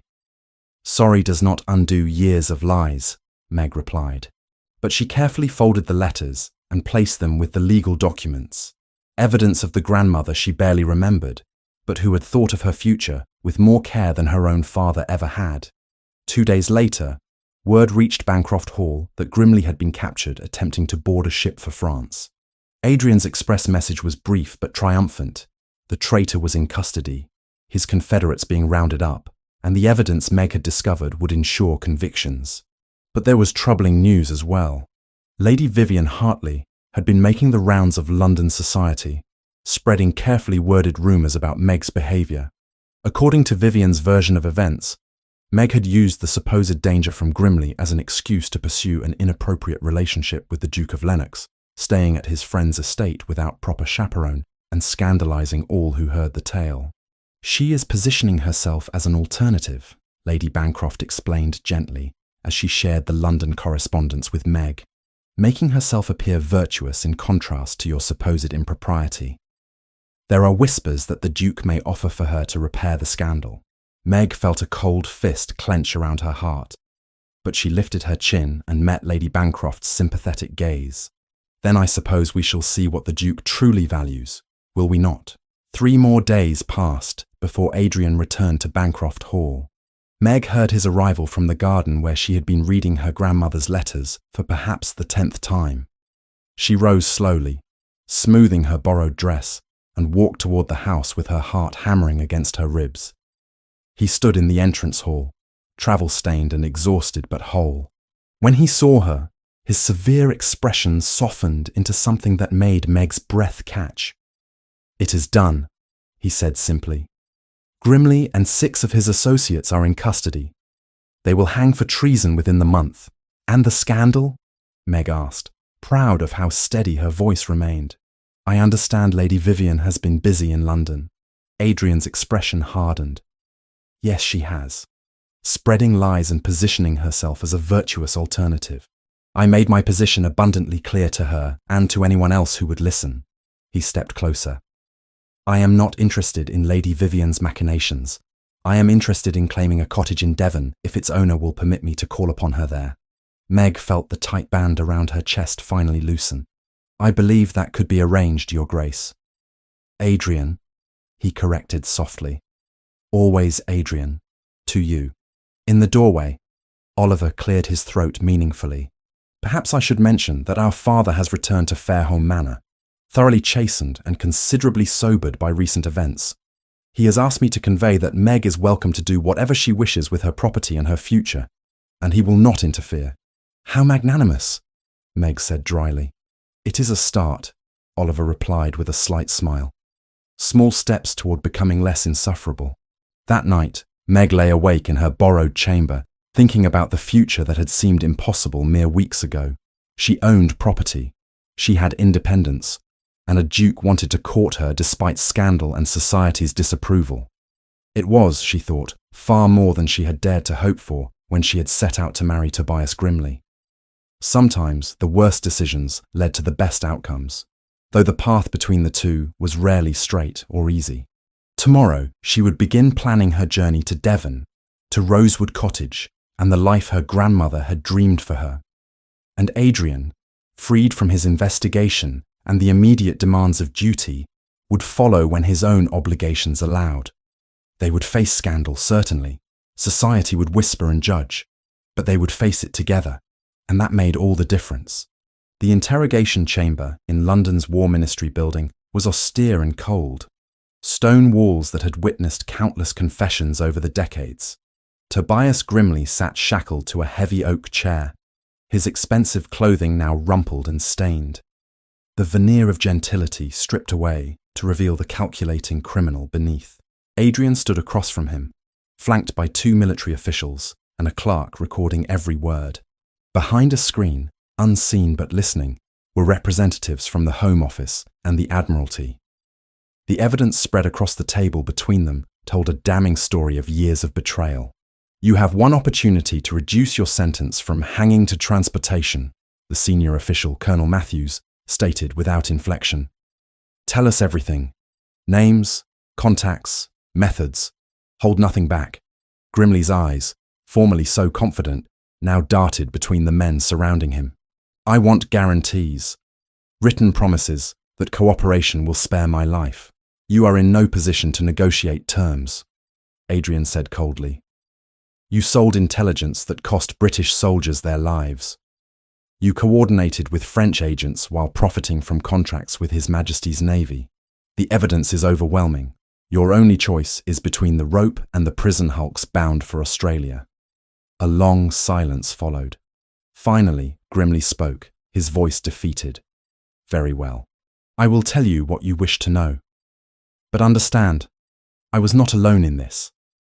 There were others, men of far greater standing who looked the other way when convenient. Over the next hours, a picture emerged of a network more extensive than Adrian had initially suspected. Grimley named merchants, minor officials, even 2 members of Parliament who had accepted bribes to facilitate his operations. Each revelation was carefully documented, each name added to a list that would result in arrests across England. "And Viscount Fairholme?" Adrian asked when Grimley paused to drink water. "What was his role?" Grimley's expression twisted into something bitter. "The Viscount. He knew nothing of the espionage. I required only his coastal property, not his active participation. But he was not entirely innocent either." "Explain," Colonel Matthews demanded. "I paid him £10,000 upon agreement to the marriage contract," Grimley said. "When he asked about the source of my wealth, I told him plainly that my business methods sometimes operated in grey areas of the law, smuggling primarily, avoiding customs duties. He did not press for specifics because he did not wish to know. Willful ignorance, gentlemen. He took my money, knowing I was not entirely legitimate, choosing not to examine too closely what crimes his future son-in-law might be committing. Adrian felt fury rise in his chest. Edmund Fairholme had sold his daughter to a criminal, taking money he suspected was ill-gotten, all to clear his gambling debts. The man's cowardice and selfishness exceeded even Adrian's cynical expectations. "That will be noted in the record," Colonel Matthews said. Though without direct knowledge of the espionage, the Viscount faces social ruin rather than criminal charges. 3 days later, Grimley was formally convicted of high treason and espionage. The sentence was transportation for life to the penal colonies in Australia, a mercy granted only because his cooperation had led to the arrest of 17 other conspirators. He would never see England again. Adrian departed London immediately, exhausted but determined to return to Bancroft Hall and to Meg. The journey took 2 days, and he arrived to find Sir William waiting with unexpected news. "She has gone," Sir William said without preamble. Lady Marguerite departed for Devon 3 days past to claim her cottage. Adrian felt the news like a physical blow. "She left? Without word?" "She left this for you," Lady Bancroft said, emerging from the drawing room with a sealed letter. "And she asked that we tell you she wishes you well in all your future endeavours." Adrian broke the seal with hands that trembled slightly, despite his attempt at composure. Meg's handwriting was elegant and precise, each word carefully chosen. "Your Grace, by the time you read this, I shall be establishing myself at Rosewood Cottage. I have decided that after years of waiting for circumstances to improve, for others to make decisions about my future, I must finally claim the independence that has been denied me. I am grateful for your protection and assistance during the investigation of Mr. Grimley. Your courage and honour are beyond question. However, I believe it best that we do not continue our association. The scandal surrounding my near marriage to a traitor will follow me for years. You do not need such complications in your life. Please accept my sincere wishes for your happiness and success. Respectfully, Marguerite Fairholme." "She is protecting you," Lady Bancroft said gently, reading Adrian's expression. "From scandal, from society censure. She believes she is doing you a kindness." "She is being foolish," Adrian replied, though his voice lacked conviction. Was she wrong? Society would judge her harshly. His association with her would raise eyebrows, invite speculation. A duke was expected to marry appropriately, not to pursue a woman tainted by scandal. Or perhaps, Sir William suggested, she is giving you an escape from obligation, testing whether your interest survives her absence. Adrian folded the letter carefully. She told me she was tired of waiting for others to determine her future. I should respect that decision. Should you? Lady Bancroft challenged. Or should you fight for what you want, as you fought against those bandits on the road, as you fought to bring Grimley to justice? Adrian, I have known you since you were a young lieutenant. You have never backed away from a challenge. Do not start now. Before Adrian could respond, Oliver arrived from Cambridge, his expression stormy. Where is Meg? I received her letter saying she had departed for Devon, but she gave no precise direction. Ashwood Village, Lady Bancroft said. The cottage is called Rosewood, about 2 miles south of the village proper. I helped her make arrangements with the property steward before she left. Oliver rounded on Adrian. You let her go alone? After everything that happened, after Grimley and the danger, you allowed her to travel to a remote cottage by herself. Your sister made her choice, Adrian replied, though the accusation stung. I cannot force her to accept protection she does not want. Cannot or will not, Oliver challenged. Meg has spent her entire life sacrificing for others, for our father, for me, for the family name. She finally claims something for herself, and you let her walk away without fighting for what you both clearly want. Oliver, Lady Bancroft cautioned. You overstep. No, the young man insisted. Someone needs to speak plainly. Meg deserves more than polite distance and noble restraint. She deserves someone willing to brave scandal and society's judgment because she is worth it. He turned back to Adrian. Are you that man, Your Grace? Or are you simply another person who takes what Meg offers and gives nothing meaningful in return? The accusation struck home with uncomfortable accuracy. Adrian had accepted Meg's courage when she faced Grimley's men, her intelligence when she discovered the hidden documents, her resilience through interrogation and flight. But when she needed someone to fight for her, to prove that she mattered more than propriety or reputation, he had allowed her to leave. "Where is Lady Vivian Hartley currently residing?" he asked Sir William abruptly. "Still in London, I believe. Why?" "Because I have unfinished business there before I can properly pursue anything else," Adrian replied. He departed for London within the hour, riding hard through the evening and arriving at his own townhouse well past midnight. The next morning, he sent a carefully worded note to Lady Vivian, requesting an interview at his residence that afternoon.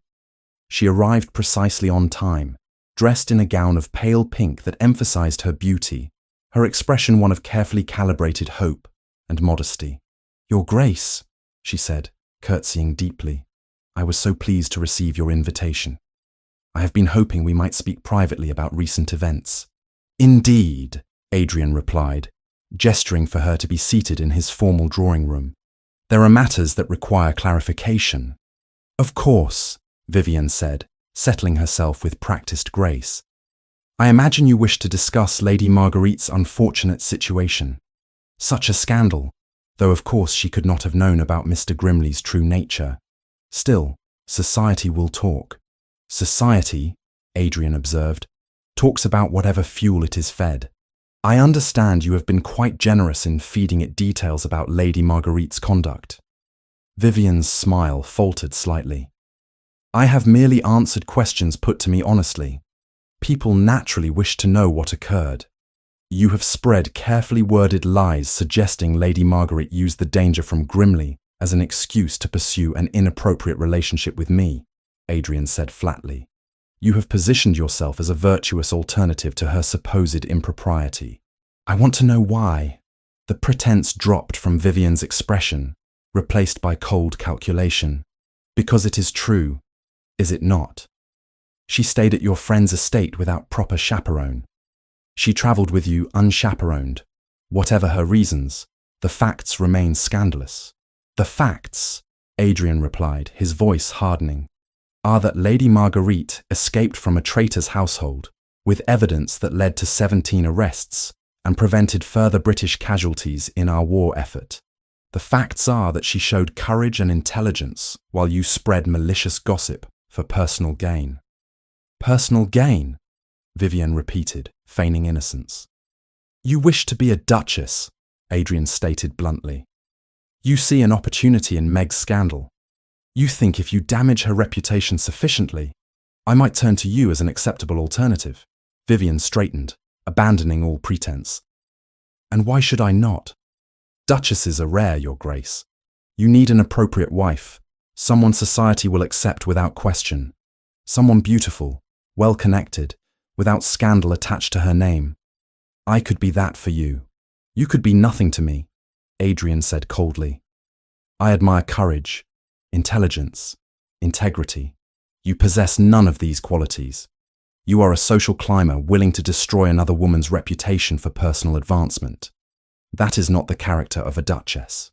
That is the character of someone I want nowhere near my life or my name." Vivian's face flushed with anger and humiliation. "You would choose a scandalous nobody over me, over everything I could bring to your position." "Without hesitation," Adrian confirmed. "And I will make my choice known to London society before the week is out. Now, I believe this interview is concluded." After Vivian departed, her fury barely contained, Adrian sat in his drawing room contemplating his next move. Oliver was right. Meg deserved someone willing to fight for her, scandal and all. She deserved more than careful distance and noble restraint. She deserved everything he had to offer, if she would still accept it. The following morning, Adrian began making arrangements for a journey to Devon. But first, one final matter required his attention. He sent for his solicitor and spent 3 hours ensuring that certain legal documents were prepared, signed, and sealed. Only then did he allow himself to depart for Ashwood Village and Rosewood Cottage, carrying with him not just his heart, but proof of his commitment that could not be dismissed as mere pretty words. Meg deserved proof. He intended to provide it. The journey to Devon took Adrian 2 days of hard riding. Autumn had settled over the countryside, painting the landscape in shades of amber and rust. The closer he drew to Ashwood Village, the more his determination solidified. He had spent weeks preparing for this moment, ensuring every legal detail was perfect, every argument rehearsed. Yet, when Rosewood Cottage finally came into view on a rain-swept afternoon, all his careful preparation seemed suddenly inadequate. The cottage was smaller than he had imagined, built of warm, honey-coloured stone with a slate roof and climbing roses that still bore late blooms despite the season. Smoke curled from the chimney, and the gardens showed signs of recent cultivation. Someone had cleared the overgrown beds and planted late vegetables. New shutters gleamed with fresh paint beside the windows. Meg had been busy. Adrian dismounted and tethered his horse to the gatepost, taking a moment to compose himself before approaching the door. Rain dripped from his hat brim as he knocked, his heart hammering with an anxiety he had not felt even facing armed enemies on the battlefield. The door opened to reveal Meg herself, wearing a simple day dress of green wool, her sleeves rolled to the elbows and a smudge of dirt on her cheek. Her eyes widened when she saw him, surprise giving way quickly to something more guarded. "Your Grace," she said, her tone carefully neutral. "This is unexpected. Adrian," he corrected quietly. "Please, may I come in?" She hesitated, then stepped aside. "You are soaked through. Come in before you catch your death." The interior of the cottage was modest but charming. A fire burned cheerfully in the stone fireplace, and the furniture, though simple, showed evidence of careful restoration. Bundles of drying herbs hung from the ceiling beams, filling the air with the scent of lavender and rosemary. Books lined a small shelf beside the hearth, and through an open doorway, Adrian could see a kitchen garden visible through the window. "You have made it beautiful," he said, meaning it. "It is mine," Meg replied, and the pride in her voice was unmistakable. "For the first time in my life, I have something that is entirely my own, not managed for someone else, not sacrificed to family obligations. Mine." "I am glad," Adrian said. "You deserve that independence." An awkward silence fell. Meg moved to the kettle hanging over the fire, busying herself with preparing tea. "Why have you come, Your Grace?" "I thought my letter made my position clear." "Your letter," Adrian said, "was noble and self-sacrificing and completely wrong." Meg's hands stilled. "Wrong. You assumed I needed protection from scandal, that associating with you would damage my reputation beyond repair." Adrian moved closer, though he was careful not to crowd her. "You assumed I cared more about society's approval than about you. And do you not?" Meg challenged, turning to face him. "You are the Duke of Lennox. You have responsibilities, expectations. A scandalous wife would complicate your life considerably." "My life," Adrian said firmly, "has been empty of meaning for years. I fulfilled my duty during the war, came home to manage estates I did not want, and moved through society like a ghost. Then I met you. And for the first time since my father's death, I felt alive again." Meg's expression wavered between hope and skepticism. "Pretty words, Adrian, but you let me leave. You did not fight for us when it mattered." "You were right," he admitted, the confession costing him.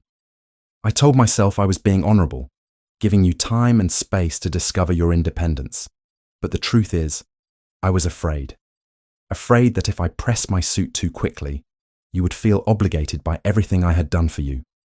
Afraid that your acceptance would be gratitude rather than genuine affection. So you let me go," Meg said quietly. "I let you go," Adrian agreed.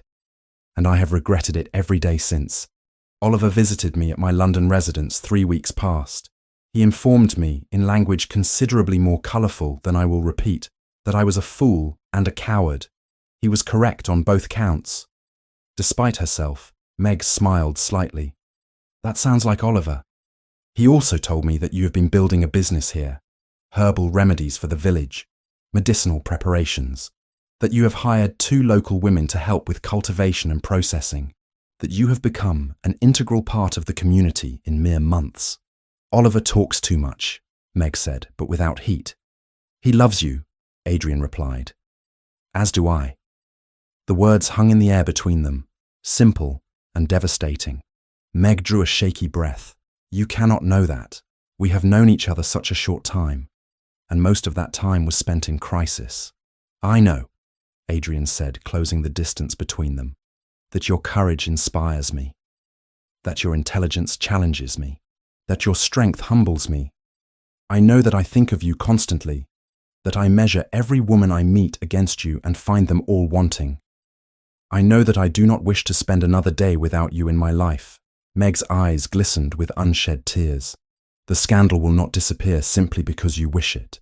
Society will judge us both. Then let them judge, Adrian said. I have already made my position clear to anyone who will listen. Lady Vivian attempted to position herself as an alternative to you. I informed her publicly that she possessed none of the qualities I admire in a duchess. You did what? Meg gasped. I also, Adrian continued, reaching into his coat, instructed my solicitor to prepare these documents. He withdrew a leather portfolio and opened it on the small table. Inside were several legal papers, all bearing official seals and signatures. This, he explained, pointing to the first document, is a deed of gift making Rosewood Cottage and all its lands your property absolutely and irrevocably, with no claim upon it by any husband you might marry. It cannot be sold, mortgaged, or seized for debts. It is yours alone, forever. Meg stared at the document, her fingers trembling as she touched the heavy paper. This second document, Adrian continued, establishes an independent income for you of £2,000 annually, again protected from any claim by marriage. You will never be dependent on anyone's goodwill or charity, including mine. Adrian, this is too much, Meg whispered. It is not enough, he countered. You asked me once if I came out of guilt or love. This is my answer. I am not offering you marriage because I feel obligated to protect you from scandal. I am offering you freedom, security, and independence first. Only after you have those things, only when you know you need nothing from me, do I dare ask if you might want me anyway. Tears spilled down Meg's cheeks. You prepared all of this before coming here, before knowing if I would even see you. I prepared it because regardless of your answer, you deserve security and independence. That is not contingent on your feelings for me. Adrian took her hands in his grip warm and steady. Marguerite, I am asking you to marry me not because society demands it, not because scandal requires it, but because I cannot imagine my life without you. As partners, as equals. But if you prefer your independence to marriage, if you would rather I leave and never return, I will respect that choice. The documents are yours regardless. Meg looked down at their joined hands, then up at his face. You would truly give me all this and walk away if I asked? Yes, Adrian said simply. Your happiness matters more to me than my own desires. She was quiet for a long moment, and Adrian felt his heart hammering against his ribs, waiting for a verdict that would determine the rest of his life. I do not want you to walk away, Meg said finally, her voice barely above a whisper. I never wanted that. But I needed to know that you saw me as more than an obligation or a problem to solve. I needed to know you would fight for us, even when it was difficult. I will fight for us every day for the rest of my life, Adrian promised. If you will have me. Yes, Meg said, and then more strongly. Yes, Adrian, I will marry you. He pulled her into his arms, and they stood together in the cottage's warmth while rain drummed on the roof above. When they finally drew apart, Meg laughed shakily. Society will be scandalized. A duke marrying a woman connected to a traitor, who lived unchaperoned for months, who runs a business like a common merchant. Society, Adrian observed, needs something to talk about besides the weather. We might as well give them quality material. Over tea, they made plans. They would marry quietly in the village church with Oliver and the Bancrofts as witnesses. They would divide their time between Rosewood Cottage and Adrian's estates, with Meg maintaining full control over her herbal business, and they would face whatever scandal arose together as partners. What about my father? Meg asked. Have you heard how he fares? Adrian's expression grew serious. He has retreated to Fairholme Manor and, according to Oliver, has significantly reduced his drinking and gambling. The shame of his association with Grimley, even if indirect, has sobered him considerably. He sends his regards and his apologies, though he doubts you will forgive him. I do not know if I can forgive him entirely, Meg admitted, but perhaps in time I can accept him for what he is, rather than resenting him for what he failed to be. That seems wise, Adrian said. As evening fell and the rain continued, they sat together by the fire, planning a future neither had dared hope for weeks before. Adrian told her about the arrest of Grimley's confederates, about the gratitude expressed by the War Ministry for the evidence she had provided. Meg described her work establishing the herbal business, the women of the village who had welcomed her despite her lack of family connections. "You have built something remarkable here," Adrian said, looking around the cottage with genuine admiration. "Not just the business, but a life, a place where you belong." "I did," Meg agreed, "but I find I would rather share it than experience it alone." "Is that weakness, do you think? After fighting so hard for independence?" "No," Adrian replied, drawing her close. "That is strength. Independence means having the freedom to choose. You are choosing partnership, not accepting it from desperation. That makes all the difference." Outside, the autumn rain continued to fall, washing the countryside clean and preparing the earth for new growth. Inside Rosewood Cottage, two people who had found each other in the midst of danger and scandal began building something far more precious than either had imagined possible. A future founded on mutual respect, genuine affection, and the courage to choose love, even when the world might judge them for it. The wedding took place on a clear October morning in the small stone church of Ashwood Village. Sunlight streamed through ancient stained glass windows, casting pools of amber and blue across the worn flagstones where generations of Devon families had stood to exchange their vows. Meg wore a gown of ivory silk, simple in design, but exquisitely tailored, with lace at the cuffs that had belonged to her late mother. Her hair was dressed with white roses from the cottage garden, and she carried a small bouquet of the same flowers mixed with sprigs of lavender. There were no diamonds, no elaborate jewels, only the emerald ring Adrian had given her during his proposal and her grandmother's pearl earrings. The guest list was modest by ducal standards. Sir William and Lady Bancroft sat in the front pew, beaming with parental pride. Oliver stood beside Adrian as witness, his young face serious with the weight of the occasion. Mrs. Dawson, recovered fully from her ordeal, wept quietly into her handkerchief. A scattering of villagers filled the remaining pews, curious and welcoming in equal measure. The vicar, Reverend Mortimer, a kindly man of 60 with a face weathered by decades of Devon winters, conducted the ceremony with quiet dignity. When he asked if anyone knew cause why these two should not be joined in holy matrimony, the silence that followed held no whispers, no scandalized objections. London society might judge, but here in this small parish, they were simply a man and a woman pledging their lives to one another. "I, Adrian Alexander Vance, take thee, Marguerite Catherine Fairholme, to be my wedded wife," Adrian said, his deep voice carrying clearly through the church. "To have and to hold from this day forward, for better, for worse, for richer, for poorer, in sickness and in health, to love and to cherish, till death us do part." Okay. When Meg spoke her own vows, her voice trembled only slightly, strengthened by the steady pressure of Adrian's hands holding hers. "I, Marguerite Catherine Fairholme, take thee, Adrian Alexander Vance, to be my wedded husband, to have and to hold from this day forward, for better, for worse, for richer, for poorer, in sickness and in health, to love and to cherish, till death us do part."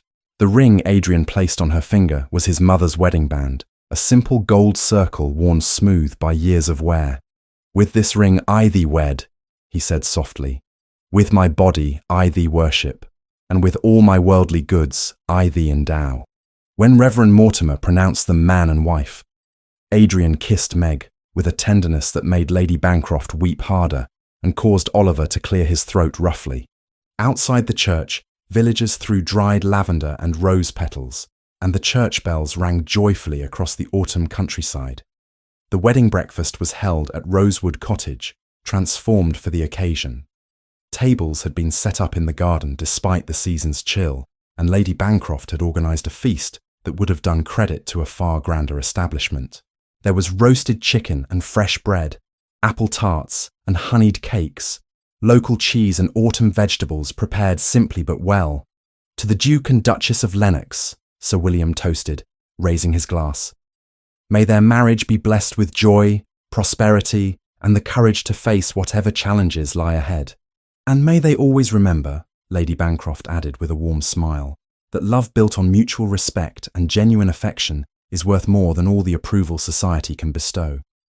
As the afternoon wore on, Adrian and Meg slipped away from the celebrations to walk alone in the cottage gardens. The roses still bloomed despite the advancing season, their petals scattering in the gentle breeze. "Are you content?" Adrian asked, drawing Meg close against his side. "More than content," she replied. "Happy, genuinely, impossibly happy." They returned to London 2 weeks later to fulfill Adrian's obligations to his estates and position. The arrival of the new Duchess of Lennox created exactly the stir Meg had anticipated. Invitations arrived by the dozens, some genuinely welcoming, others clearly motivated by curiosity about the scandalous bride. Lady Vivian attempted one final social ambush at a musicale hosted by the Countess of Westfield. She positioned herself near the entrance, resplendent in crimson silk, her expression arranged in sympathetic concern as Meg and Adrian arrived. "Your Grace," Vivian said, addressing Adrian while pointedly ignoring Meg. "How brave of you both to appear in society so soon after everything. After our marriage, you mean?" Adrian replied coolly. "I find nothing brave is required when one is genuinely happy." "Of course," Vivian continued, turning her attention to Meg with false sweetness. "Though I confess myself surprised that a duke's wife would continue operating a commercial enterprise. Selling herbal remedies seems so very common."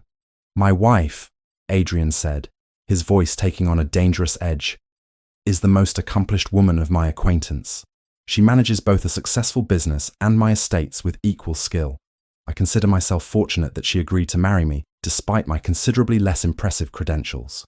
The deliberate reversal of expected dynamics left Vivian momentarily speechless. Several nearby guests who had been listening with poorly concealed interest now regarded Meg with new respect. "Lady Vivian," Meg said quietly, "I bear you no ill will. Your concern for Adrian's reputation is noted if unnecessary, but I would appreciate if future conversations between us could be conducted with honesty rather than veiled hostility. Life is too short for such games." Boo! The directness of Meg's words, delivered without malice but with absolute firmness, effectively ended Vivian's social campaign. Within weeks, other topics displaced the scandalous Duchess in London gossip, and Meg found herself increasingly accepted by those whose opinions actually mattered. The reunion with her father occurred on a grey November day at Fairholme Manor. Viscount Edmund Fairholme had aged considerably in the months since Meg had last seen him. His face was thinner, the dissipation of previous years replaced by something approaching sobriety and regret. "Meg," he said when she entered his study, rising awkwardly from behind his desk. "Thank you for coming. I was not certain you would. I came because Oliver asked me to," Meg replied honestly. "Not because I have forgotten what you did." Her father nodded, accepting this without argument. "I do not expect forgiveness. What I did, sending you to Grimley, lying about your inheritance, all of it was inexcusable. I was a coward and a failure as a father." "Yes," Meg agreed. "You were." The blunt acknowledgement seemed to pain him more than any accusation might have. "I have begun making changes. No more gambling. No more drinking beyond a single glass of wine with dinner.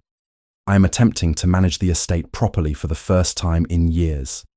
It is little enough, but it is something." "It is a start," Meg said.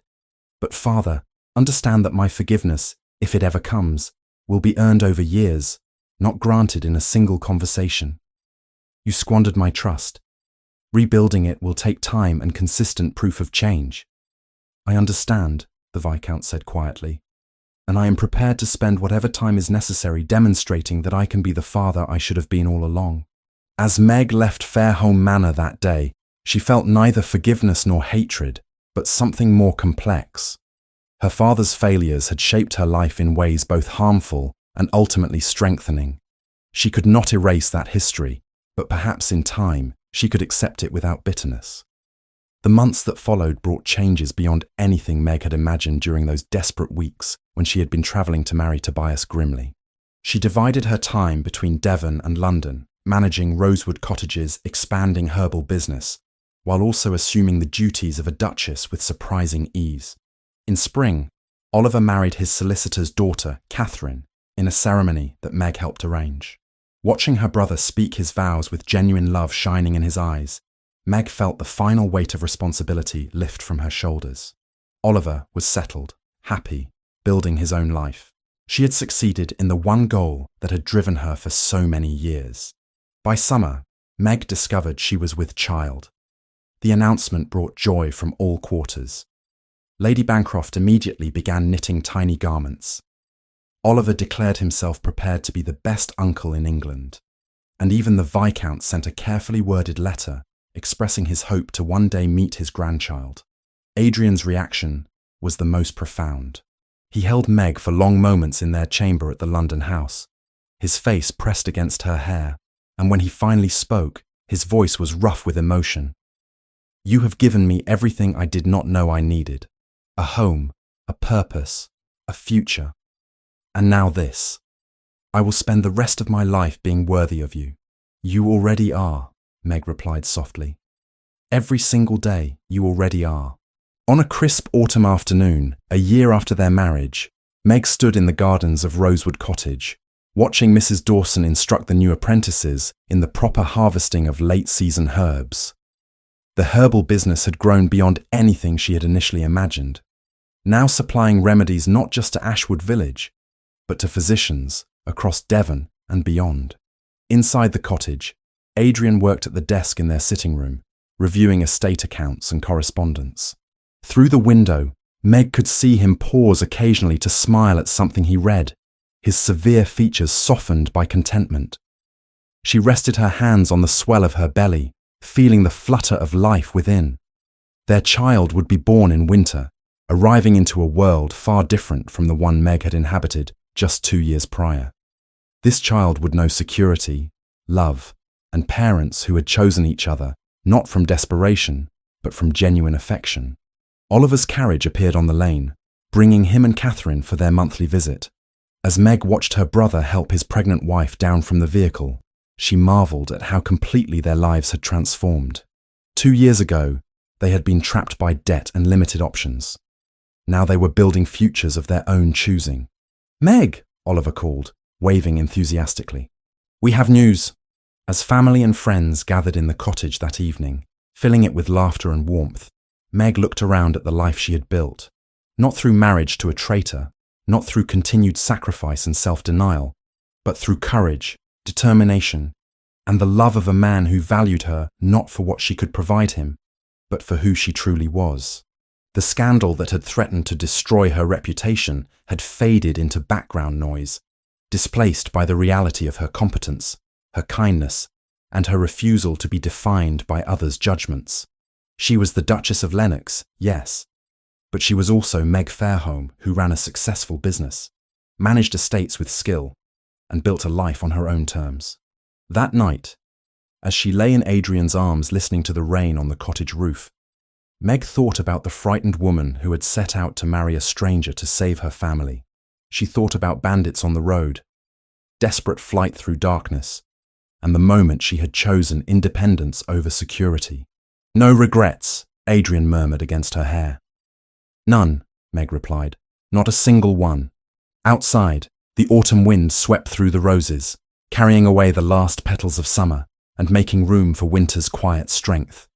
And inside Rosewood Cottage, 2 people who had found each other in the midst of danger and scandal slept peacefully, secure in the knowledge that the love they had built was strong enough to weather any storm society might send their way.